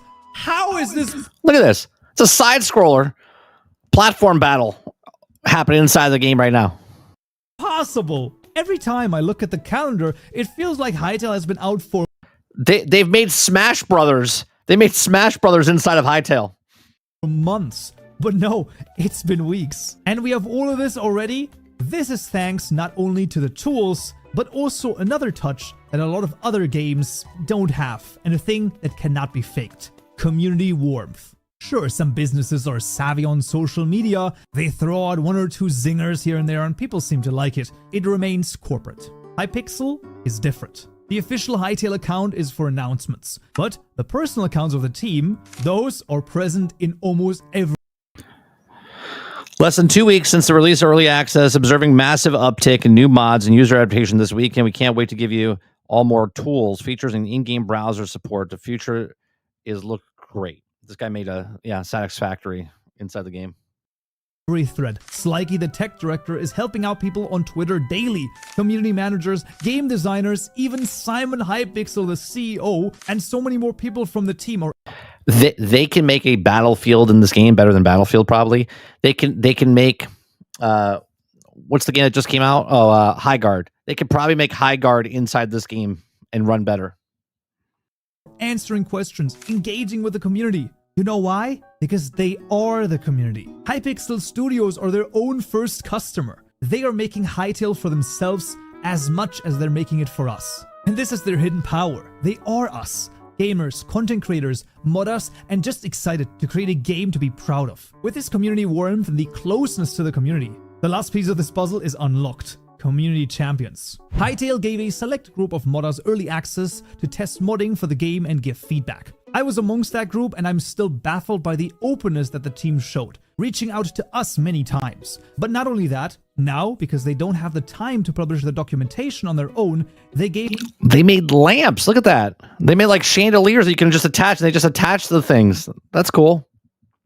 Their entire internal documentation for NPC creation and world generation v2 to the Hytale modding dev team. One of the greatest resources if you want some proper docs, next to my tutorials of course. And with this, Hytale is empowering the community to help each other. I could not be more proud of this community already. I never had so much fun and purpose modding, all the while the community is discovering things together. And oh, I mentioned world generation v2. Yeah, that's a game changer in more than just one.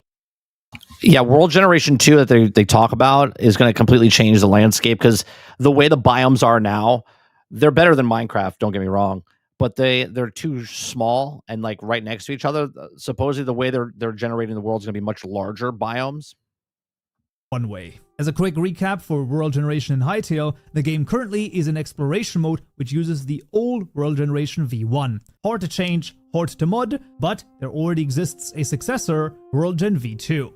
It works much better and it's easier to make content for, however, right now it lacks the amount of content they need. And this is where you and the community come in. Simon wants to hire 15 world designers in the coming months that know their way around World Gen v2. It is by far one of the most powerful tools I have ever seen. It's all happening in this node editor right here. And of course, instant reload of World Generation while the game is running? That's crazy. That's crazy. I have never seen anything like this in my entire life. I am still floored, not only by the tech, but also the creations that people have already come up with. Look at the things that people have built with this tool. It's simply phenomenal. And without a doubt, some of these people will probably be hired by Hypixel. In fact, that has already happened. Violet, or Viopori on Twitter, has already been hired by the Hytale team to make custom cosmetics for the game. And some of those are already in the game too. Listen, they were not kidding. They want people from the community and they want raw passion. This is... How does Hytale stop from what was happening with Minecraft when it first came out? Modders were making a shit ton of money off of like servers and stuff. And they were basically doing like pay to win type of stuff. How did they stop that from this happening again and just being Minecraft 2.0 problem with people modders and then the servers and all this other stuff? I don't know if you can. It's just amazing. So where does all of this leave us? We have 3 huge pillars of modding for Hytale. Asset packs, made so easy that my grandma could make them. Hytale plugins, hard to get into, needing Java knowledge, but allowing you to change the entire game from the ground up. And in the future will also be transformed with a whole visual scripting language too, akin to something like Unreal Engine's blueprint system. And finally, we have World Gen v2 with the Node Asset Editor, shaping the world to your imagination, literally. I can't remember being this excited for anything. Hytale modding will rock the world for a long time, even with how great it already is. Think about it like this. How is he moving like that? That's crazy.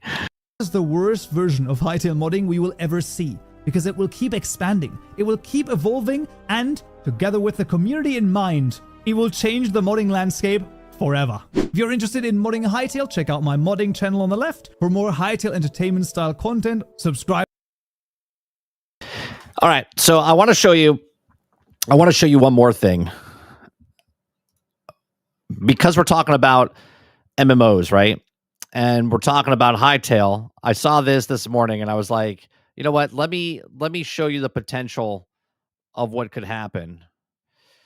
So this is a gentleman that basically made a massive MMORPG experience built in for Hytale, explore endless heights, uncover hidden secrets, and forge their own path through the world designed for adventure. Okay. The reason I'm bringing this up is because people paid money for Ash of Creation to be out there for fucking a decade. Okay. And they didn't get a game. They didn't get a game.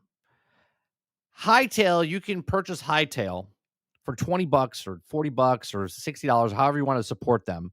Okay. And someone made an MMORPG within the game itself. Okay. So this is his trailer for it that he's working on.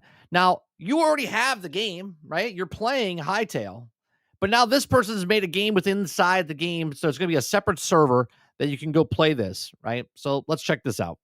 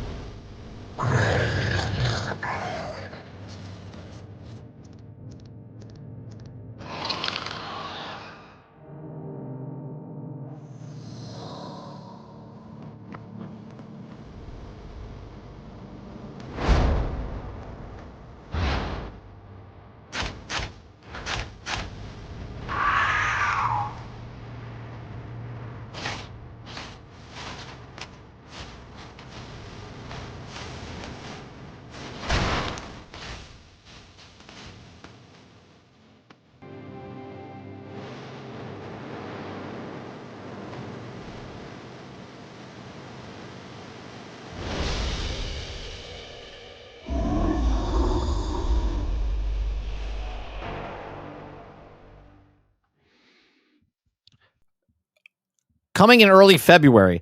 Now, again, the game's probably not going to be working very well when it comes out, but it's a game with inside the actual game itself. Right? So tell me why someone would pay $500 for a MMO RPG that you don't even know is going to come out in 10 years, where this person had 2 weeks and made an MMO RPG with inside a game that you already purchased. It's just so ridiculous. Now, again, I'm not saying that this game, this labyrinth that they're making is going to be like this amazing thing, but at the same time, it's like, why am I going to pay $500 for something when there's people out there that are way more passionate than the people that want money up front when they're making games with inside of games that you pay $20 for?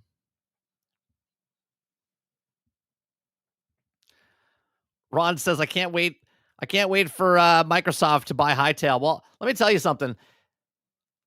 Right now, Microsoft is like, whatever. Hytale is going to become this juggernaut. And Minecraft has just met their Marvel rivals, right? Overwatch met Marvel rivals. Minecraft has met its Marvel rivals. Hytale is a rival to Minecraft. Not a one-to-one, like they're going to steal everybody. But let me tell you something. The kids are getting older, and they're going to move into the next genre of what Minecraft is. And if Minecraft, they tried their darnest by making a Diablo-style type game with Minecraft Dungeons. They made Minecraft Legends, okay? Because they know that group is getting older, but they want to keep them in Minecraft. What's going to happen here is they're going to move, sort of like people move from Nintendo to PlayStation, right? You have PlayStation when you're born. As you get older, you kind of morph into PlayStation because you have more adult games and whatnot. You kind of change your style of stuff. That's what's going to happen. People that play Minecraft are going to move on over to Hytale.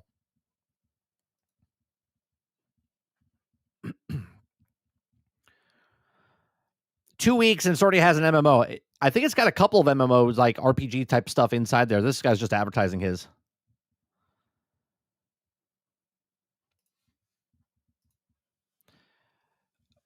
Eclipse says, games like that are the future, where I can just keep evolving. You will never leave the ultimate live service, right?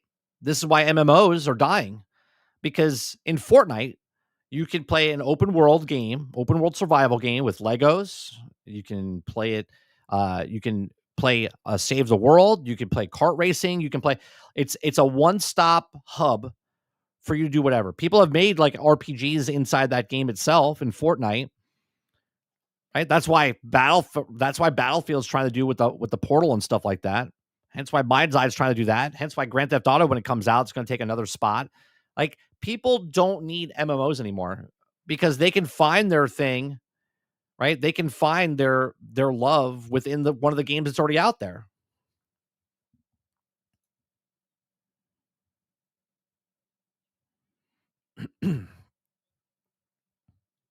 Sarge says Minecraft's going to have to step up their game now. Otherwise, they'll have to start losing player base.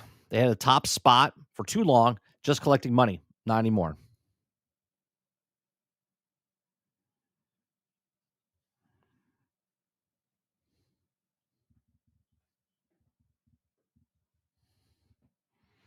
Well, I don't know, Eclipse. I don't think he's going to sell it now in any way, shape, or form. But everyone's got their price. Now he knows his price is much bigger. Yeah, everybody's got their price. I wouldn't say never. I wouldn't say never. Highguard's the rival to Concord.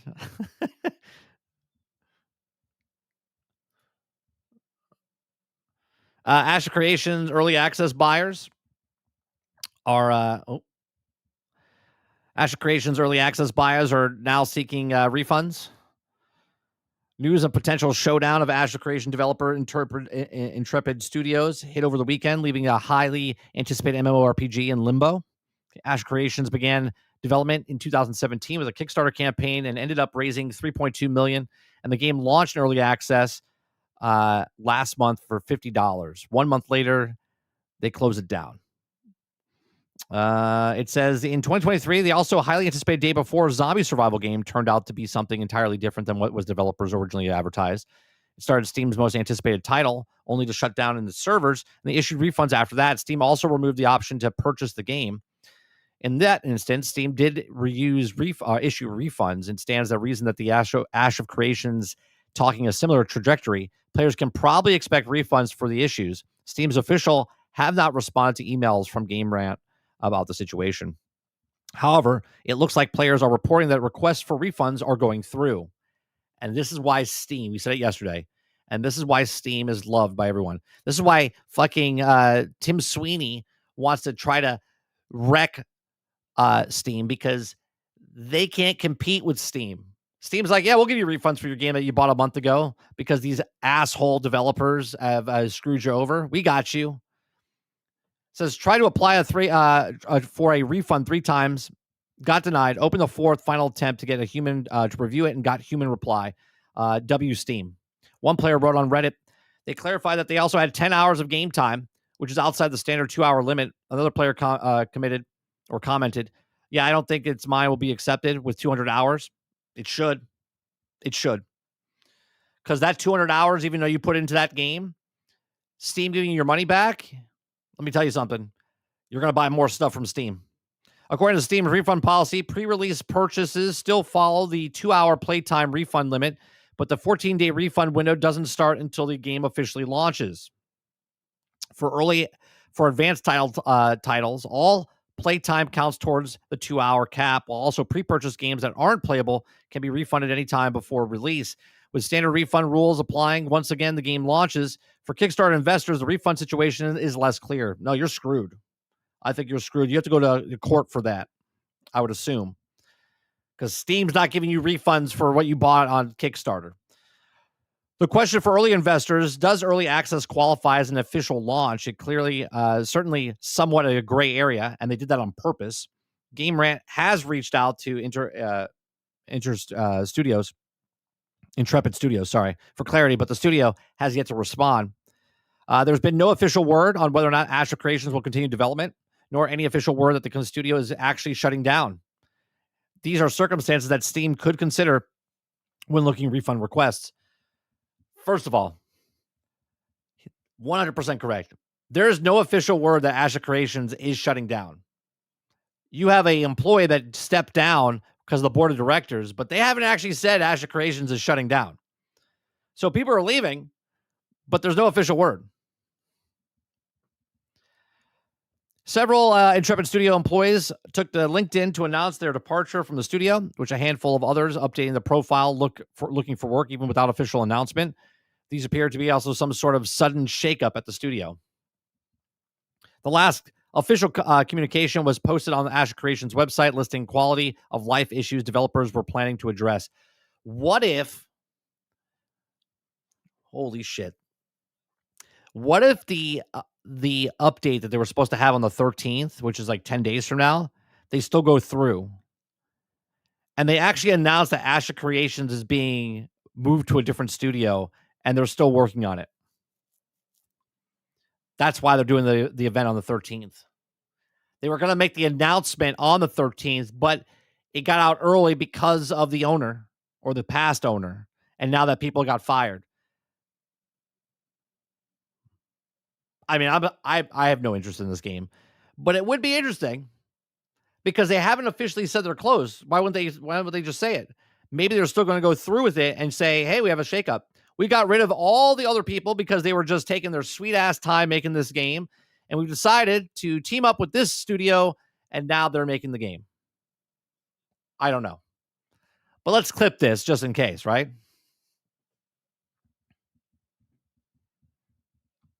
So I don't know.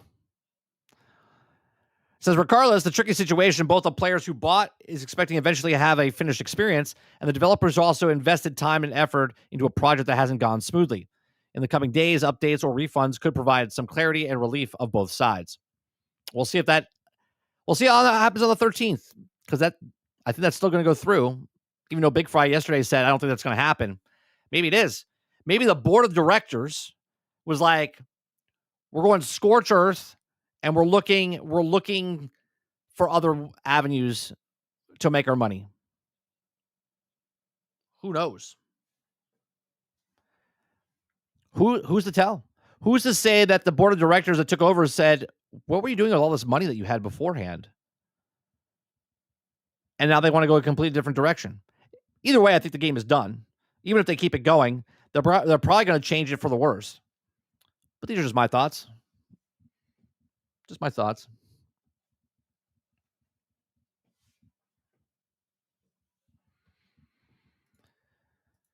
Clip says, yeah, that's not on there. There, if they bought it off Steam, they'll definitely refund those people. Sarge says, it does not count because Star Citizen gains all kinds of benefits for not being a fully released. Same thing for Ashes.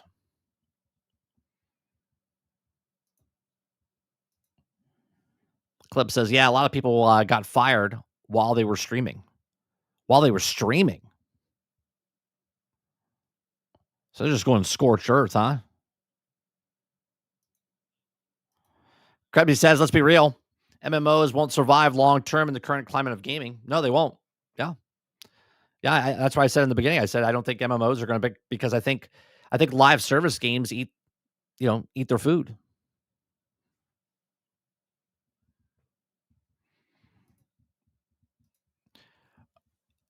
Roic says, I really feel like this could be an Xbox title on Game Pass. I mean, I've said this in the past about MMOs. I said that they could have a whole, section of all these other games. That's why I think they should buy New World from Amazon. Xbox should buy it and then put it on there and put it on Game Pass because people would play it. They just put all MMOs all on one platform. So if you get Game Pass, you can play ESO, you can play Asher Creations, you can play, you know what I mean? Like you could play all these different MMOs if you want. They don't care. They don't care about the monthly subscription. The monthly subscription is the $30.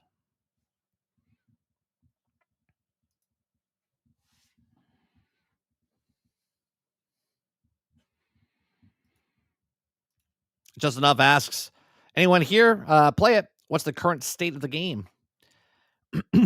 I haven't heard anything about it. I hear it's the second coming of Christ for MMOs, but I don't know. There's so many other games. Again, I think my favorite genre of late is the survival. I like open world survival.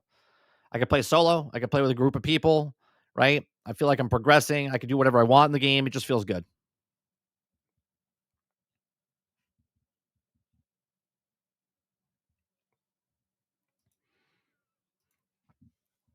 Sarge says, if you had MMOs on Game Pass, the monthly fee of $30 will be masked behind the value. Yeah.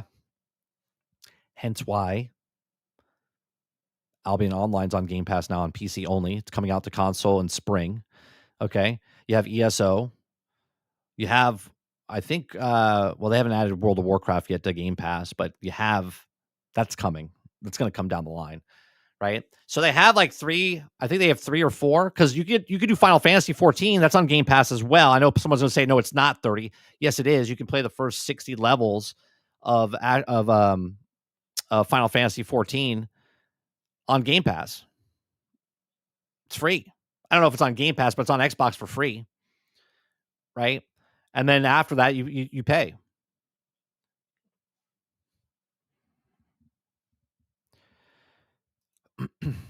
Jacob says, hi, preparing for Requiem, playing Resident Evil 3 remake for Inferno right now. Nice.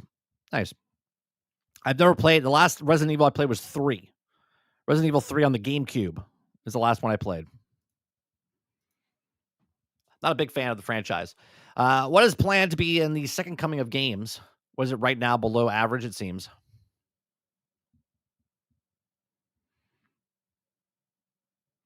Roic says, isn't Fallout 76 an MMO? It's not really considered an MMO. It's a live service game. It would be a light MMO, but that's why it's very popular.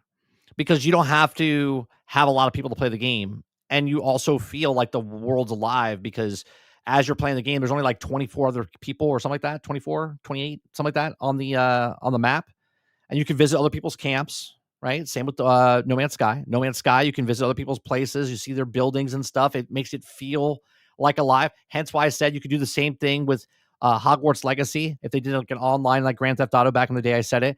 The same thing I said about Starfield. If Starfield made a section where it was like an online part, like a No Man's Sky, where you could go to different planets and see people's builds, that would be considered like a light MMO type of thing. You don't need a whole group of people to play, but you're playing with your friends, you're going on missions, you're doing a bunch of stuff, you're co-op. Co-op is the best thing, because if you could just get one other person to play with you or 2 other people to play with you, and there are 4 people playing on the game, that game feels alive, regardless if it's a good game, great game, or terrible game. Fallout 76, as much people give crap to it, if you're playing Fallout 76 with a group of people, that game is a blast, dude. It is.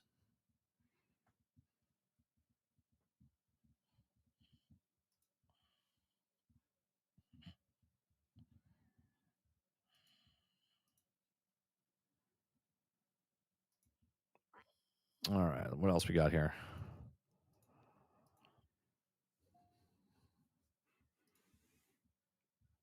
Hytale is constantly, look at that. We heard you wanted to cause some trouble. Okay. So they literally, you can't make this shit up. Okay. This is Hytale's post on they added a flamethrower. And they added fire spread now. Okay. When I tell you this company, these devs have completely flipped the script every single day. I mean it. Every single day they're tweeting something. Every single day. Okay. Hytale's first update is now live. New content range. This is on January 17th. They added a bunch of stuff. World environment, NPC creatures, crafting items, farming, audio, visual. Okay. They're going to be adding more stuff.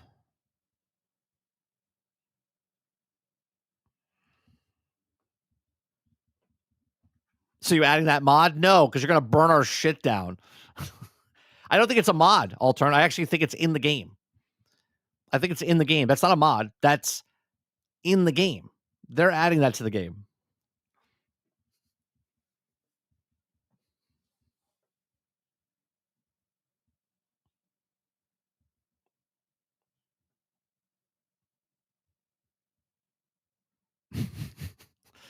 I don't know if it goes through yet.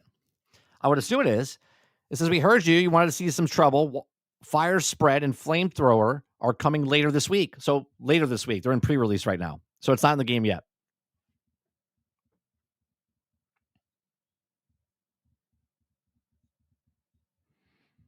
Oh, that'd be cool. There's already guns. There's already guns inside of Hytale.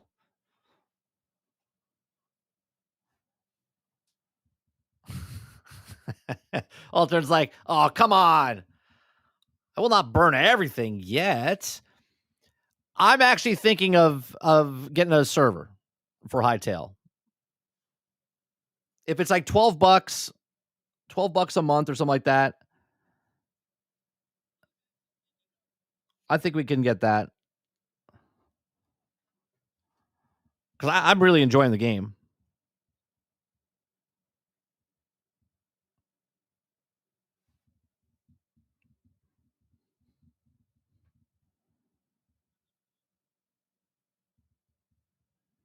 All right, let's see what else is going on here on Twitter.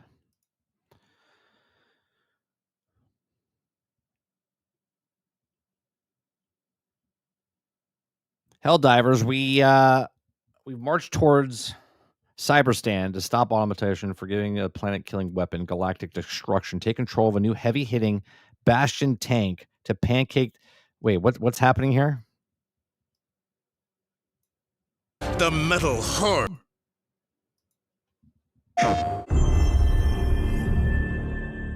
Attention, Helldivers. The automatons have stolen the blueprints to the Star of Peace in an operation far too complex for their tiny processors alone.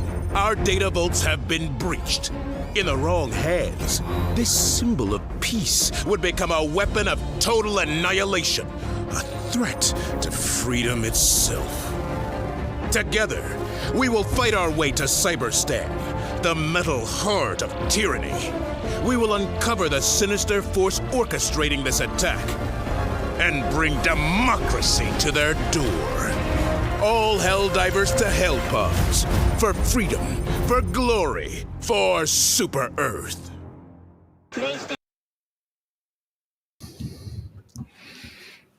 I mean, I get a tank now. I mean, that sounds good. I just spent my cash. I know it's gonna be 25 grand, so I'm gonna have to play some game matches to get my money back up.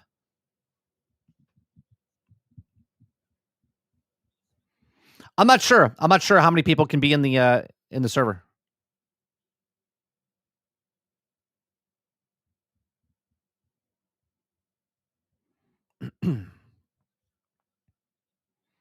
$13 a month for like 4 or 6 players at a time. Okay. I think I might buy one.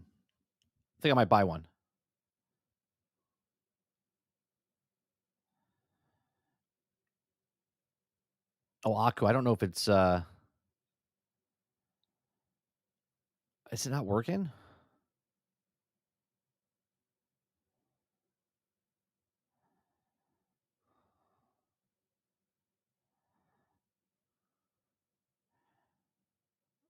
That's weird. I don't see your thing popping up.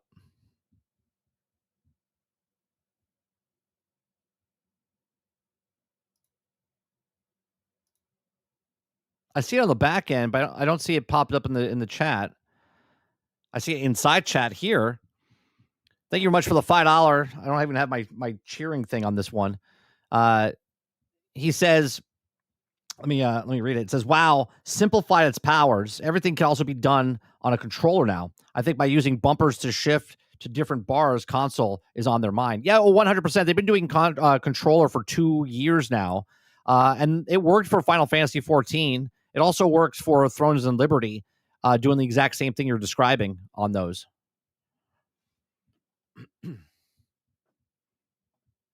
Oh, I see. It pops up there. Interesting. Okay. Can I show this? I can show this. Okay. Yeah. Thank you very much for the $5 super chat.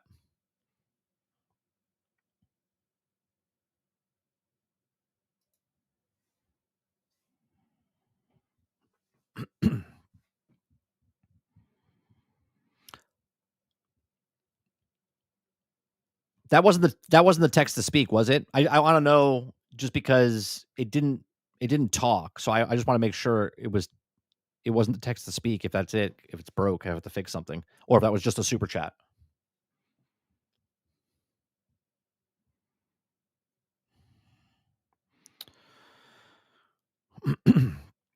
Rourke says, So how does multiplayer work on Grounded 2? If I have a character, can I use it on my friend's game and still use the gear and blueprints? So what happens is you're joining his game, right? So I believe, if I'm not mistaken, whatever's on you, like if you have your armor on in Grounded 2, you can. Oh no, that doesn't work that way. That doesn't work that way. In Grounded 2, it's like you're just picking one of the 4 characters and you're opening it into his world. So all the stuff that you have in that world, when you log out, you won't take with you in your game, but when you log back in, it'll be on you when you log in into his game.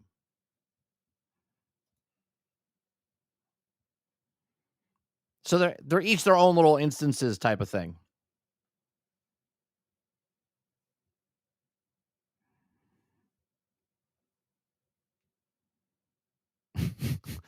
Altern says they probably already modded the Hytale of the tank. Yeah, they already have it in.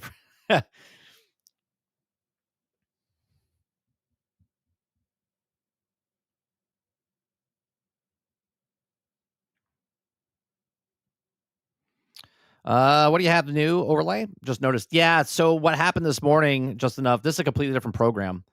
Completely different program. This is Meld Studio. OBS crashed on me this morning. And then yesterday or last week, it's been acting up where I can't bring the chat up on the thing. I think like Chat Ninja's not working. So I had to go to Meld right before a stream started. So I don't know if you guys noticed. Some of you guys noticed. It made 2 streams. It wouldn't start the last stream. So I had to make a brand new stream and then delete that stream. So I'm using it. That's why my microphone sounds weird. We get a little bit of stutterness going on. I don't really, I like this program, but I don't like this program. I wish I could just get OBS to work again, but for the last couple of weeks now, it's been acting up.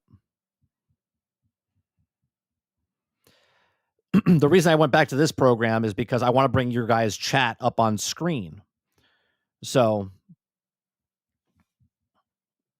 and this helps me do it because I can do it. I can just pop them up. It doesn't look the same. It's a little harder to do in this thing, but we got to roll with the punches.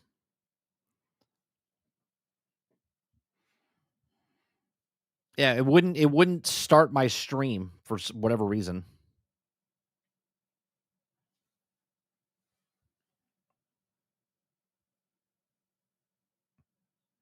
I wonder if you had a Windows update, if it's been messing it up or something. Potentially. I don't know. I checked. I looked at things. I don't know.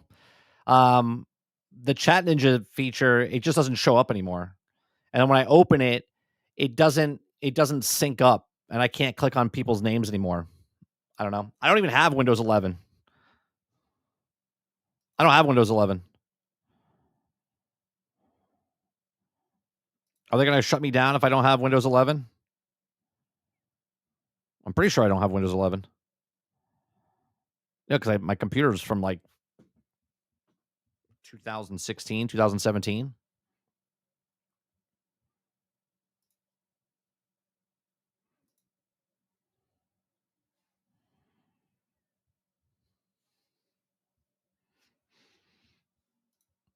So an update with Helldivers. Do not get Windows 11. I mean, I'm not, but I also don't have a choice, right? If they get rid of it, then they move on to the next thing.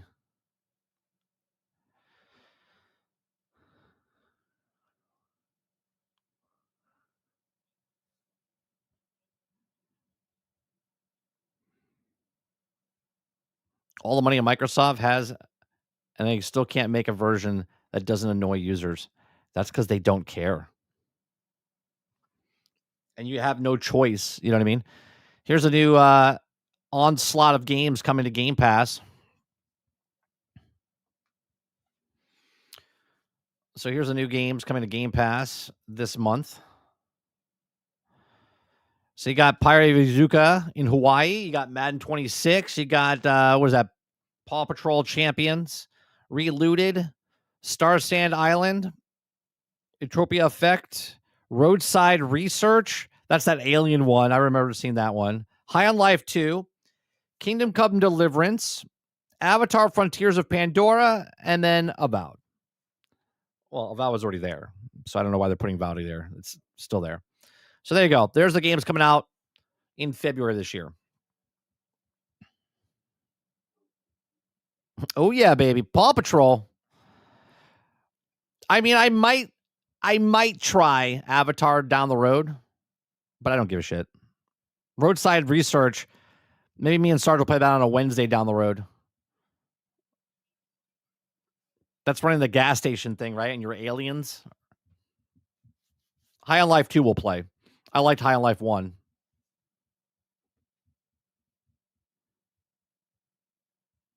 Yeah, it's Curtin Madden. Yeah, it's Madden 26. Yeah, football season's over.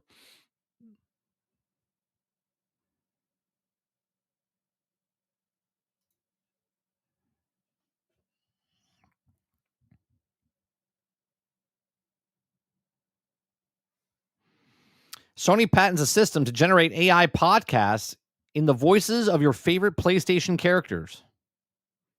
Huh? What?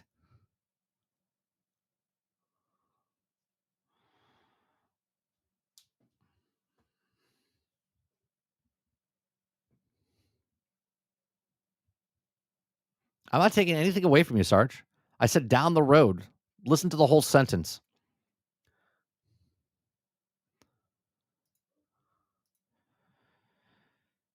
Baby says some rumors that Microsoft is bringing in a production team to do a live action trailer for Halo, similar to the ones that they also were huge around Halo 3. What does that mean, though?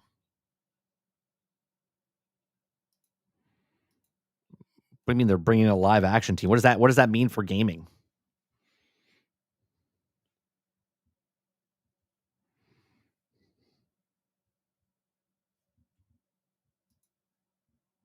So Paw Patrol stream when? Never. Never going to happen.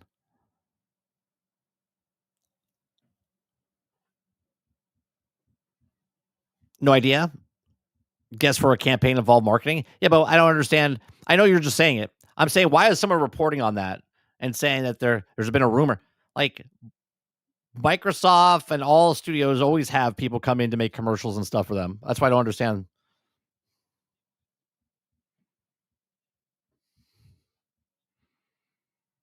Sarge is talking about Game Pass taking it away. No, this is the next month. Sarge is retarded sometimes when it comes to it. Okay? He really is. Like, he doesn't pay attention. He thinks that they're taking it away. No, Space Marines 2 is on it. This is the next month. We're in February, Sarge. I don't know if you know that. They're announcing the February launch.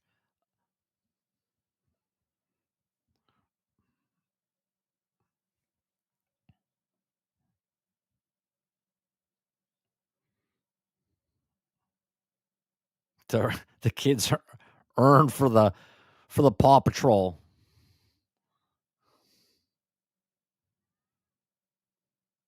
$2 million wish lists for Crimson Desert. Has reached over 2 million wish lists. My question is, why is Avowed there? Well, I would assume they're still advertising. They're still advertising Game Pass, Altern. And Avowed is coming back out with a DLC, right? And it's coming out for PlayStation. So they're just telling people, hey, it's on Game Pass.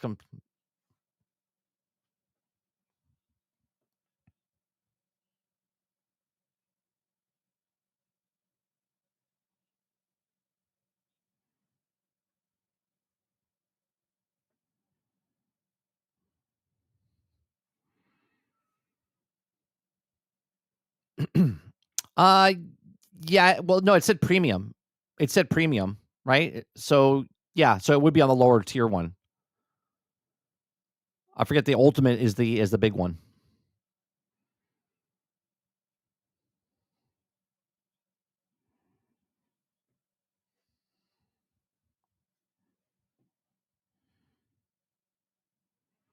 How long do things usually hang out on Game Pass? Could be a year, could be 6 months. All depends. So Madden, it says, okay, coming to Game Pass, Madden NFL 26 is on the 5th. Reloaded is on the 10th. Entropid Effect is on the 12th. Roadside Research is on the 12th. Star Sand Island is on the 12th. High on Life is on the 13th. Avatar of Pandora is on the 17th. Final Fantasy 2 is today. Like a Dragon, Pirate Yuzuka in Hawaii is today. Paw Patrol's on the 5th. Kingdom Come Deliverance is on the 13th, and Avowed's on the 17th, which premium. Yeah. So if you want Avowed now, it's on Ultimate.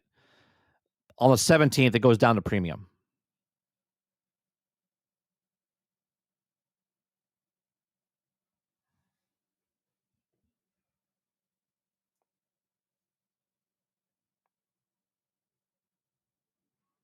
Titan says, yeah, but why is Avowed there? Because it's going down to premium. That's what we're talking about. It was on Ultimate. Now it's going down a tier to premium.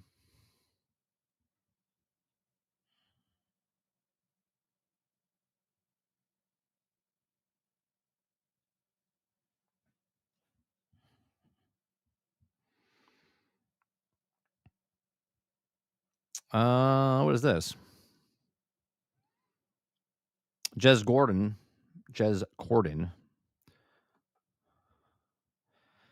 says that Xbox Play Anywhere capabilities arrive for one of the year's first most anticipated games as others leave Xbox PC in the dust. One step forward, a few steps back. Microsoft occasionally wins, and Xbox PC often has a caveat, highlights the work still required. Xbox Play Anywhere. So apparently, Crimson Desert, the past couple of weeks, users noticed a hotly anticipated open world RPG, Crimson Desert, grab an Xbox Play Anywhere tag on its deluxe edition. Many wonder if it was the same mistake, but fast forward to today, it seemingly isn't. Crimson Desert is now officially listed as a Xbox Play Anywhere for Xbox Cloud, PC, and Xbox Series X and S. Oh, that's great. So now if I play it and I'm traveling, I can still play it on my mobile, on my headset. Crimson Desert is also an upcoming adventure game for Pearl Abyss, known for the Black Desert MMORPG. The game seems to be a vast in scope with aerial flight mechanics, siege weapons, which are like melee and magic battle, on top of fantasy-soaked medieval plot. The game launches on March 19th. Crimson Desert recent preview video really got people talking. So there you go. Xbox Play Anywhere uptake of third-party publishers aggressively inconsistent. The same week, Resident Evil Village grabbed Xbox Play Anywhere support. It is also revealed that Resident Evil Requiem, arriving in a few weeks here, will not support Xbox Play Anywhere. This is a despite of Capcom supporting Xbox Play Anywhere within the titles like Exoprimal, suggesting that the firm just isn't interested in the paradigm. Xbox Play Anywhere gives players cross-platform access to single purchase, accessible to Xbox Cloud Gaming, Xbox Series XS, and also Xbox PC for devices like laptops, desktops, and Xbox Ally handheld. Earlier today, Like a Dragon, Yuzuka also play on Xbox Game Pass. The spin-off supports Play Xbox Anywhere. Let me see anything else. So there you go. So if you buy this game on Xbox, that's the incentive they're trying to make it, right? If you buy it on Xbox and the Microsoft Windows Store or whatever, you can play it there. You can play it on your PC. You can play it on Xbox. You can play it on your mobile phone. You can play it whatever. So there you go. Yeah, I'm gonna play High on Life too. Yeah, I like the first one.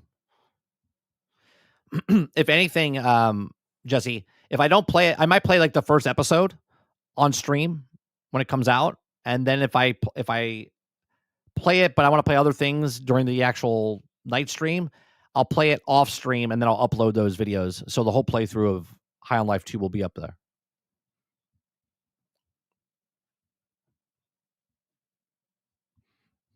Water Bear says, I heard Crimson Desert, so I had to pop in.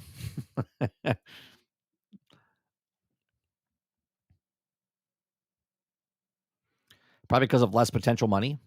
Well, of course. I mean, that's usually what happens, right?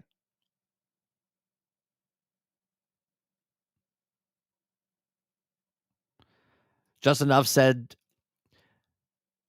did you all see in the Epstein files we might have had an encouragement of microtransactions in COD? What? I don't even know what that means. The Epstein files had something to do and to encourage microtransactions in COD? What?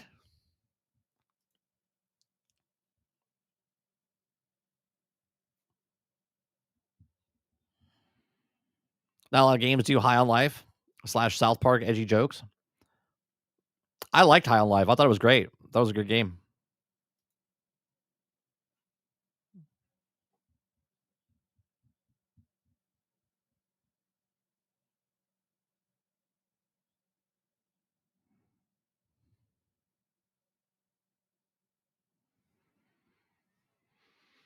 Skateboarding's in high life too?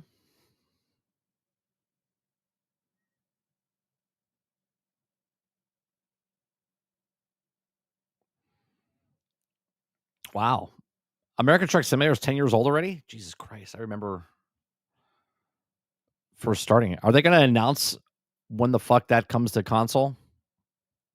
I'm going to play the shit out of that when it comes to console.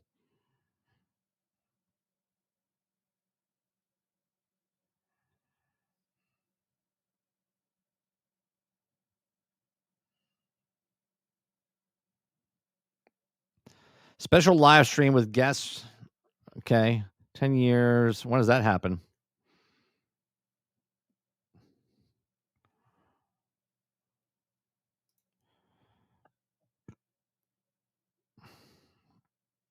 I've been cruising the West Coast for almost a year. Some roads I almost know 9 years now. ago. That's not. I thought this was new. Never mind.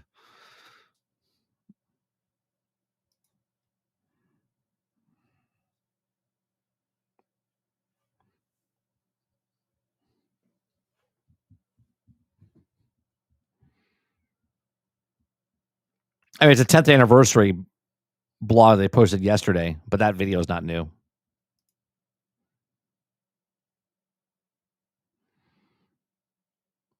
Let's see. What else we got? Anything else? Look, a game that's 10 years old and didn't close down 1 month after the Steam release. That's right. Yeah. It seems like the games that were made 10 years ago are still around today.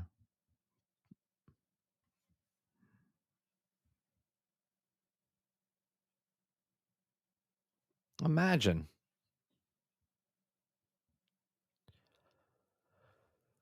Who would have thought it? All right, chat. I think that's it for me. It is 12:15. We usually do the show from 10 o'clock in the morning till noon Eastern. If you like it, hit that like button, hit that subscribe button. If you'd like to go above and beyond that, become a member as little as $5. I might do a test stream in the afternoon, either today or tomorrow, to try to get shit back in order. So if you see me go live, come on in, hang out. We're just testing stuff out. Appreciate it very much. You guys have a great rest of your day, evening, or night, wherever you are. We'll be back tonight to play some more Hytale over on 30 and Still Gaming. I'll see you guys in the next one. Peace.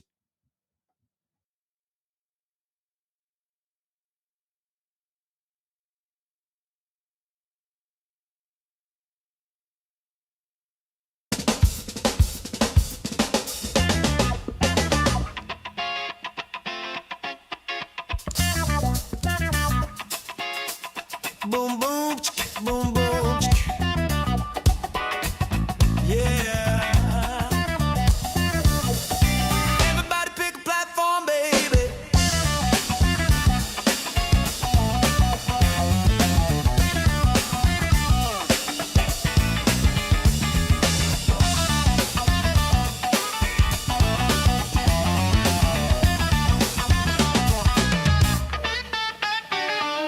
Back in the day, I had a box on the floor. Xbox, PlayStation knocking at your door. Nintendo on the side like a funky little friend. Cartridges and colors that were never ever in. But now we got clouds floating over our heads. No more plastic kingdoms under our beds. Steam, Epic Game Pass kicking down the score. It's a funky revolution called the platform war. You log in, tune in, vibing, breaking. Every little lunch you want a slice of your day. You get who's on top, hard to tell for sure.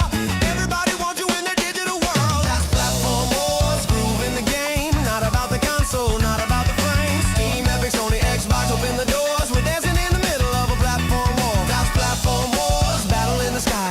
Clouds take the crown and the boxes say goodbye. Nintendo's magic of the lead is so, but everyone's fighting in the platform war.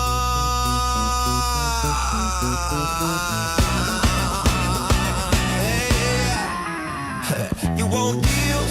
Steam will drop them on your head. Epic throwing freebies like they're trying to make a bid. Game Pass flexing with the biggest buffet. PlayStation saying nah, exclusives all day. Everybody hustling the big online, trying to lock your body, mind, wallet in time. Hardware used to matter, yeah, but not anymore. Cause the funk's getting funky in the platform war. Hit that login, join that line. All these ecosystems wanna make you shine. They want your playtime, they want your score, they want your soul in the platform war. Platform wars, moving the beat. Everybody dancing in the digital street. Steam, Epic, Cloud,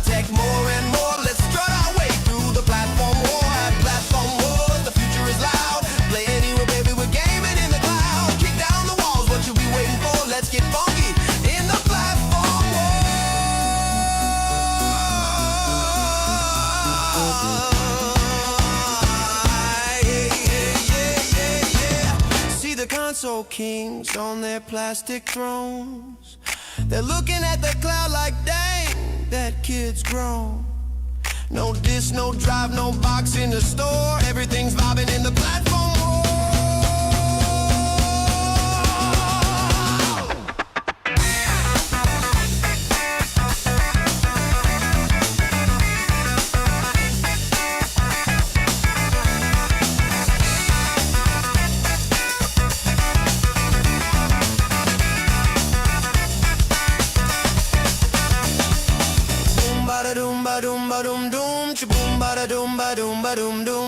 Wah-wah guitar answering backs and stabbing on the upbeat. Drums popping ghost notes everywhere. Platform wars, dance to the fight. Gamers moving left, corporations moving right. Steam, Epic, Sony, Xbox, who scores more? We're funking up the flames of the platform war. Like platform wars, shake up the scene.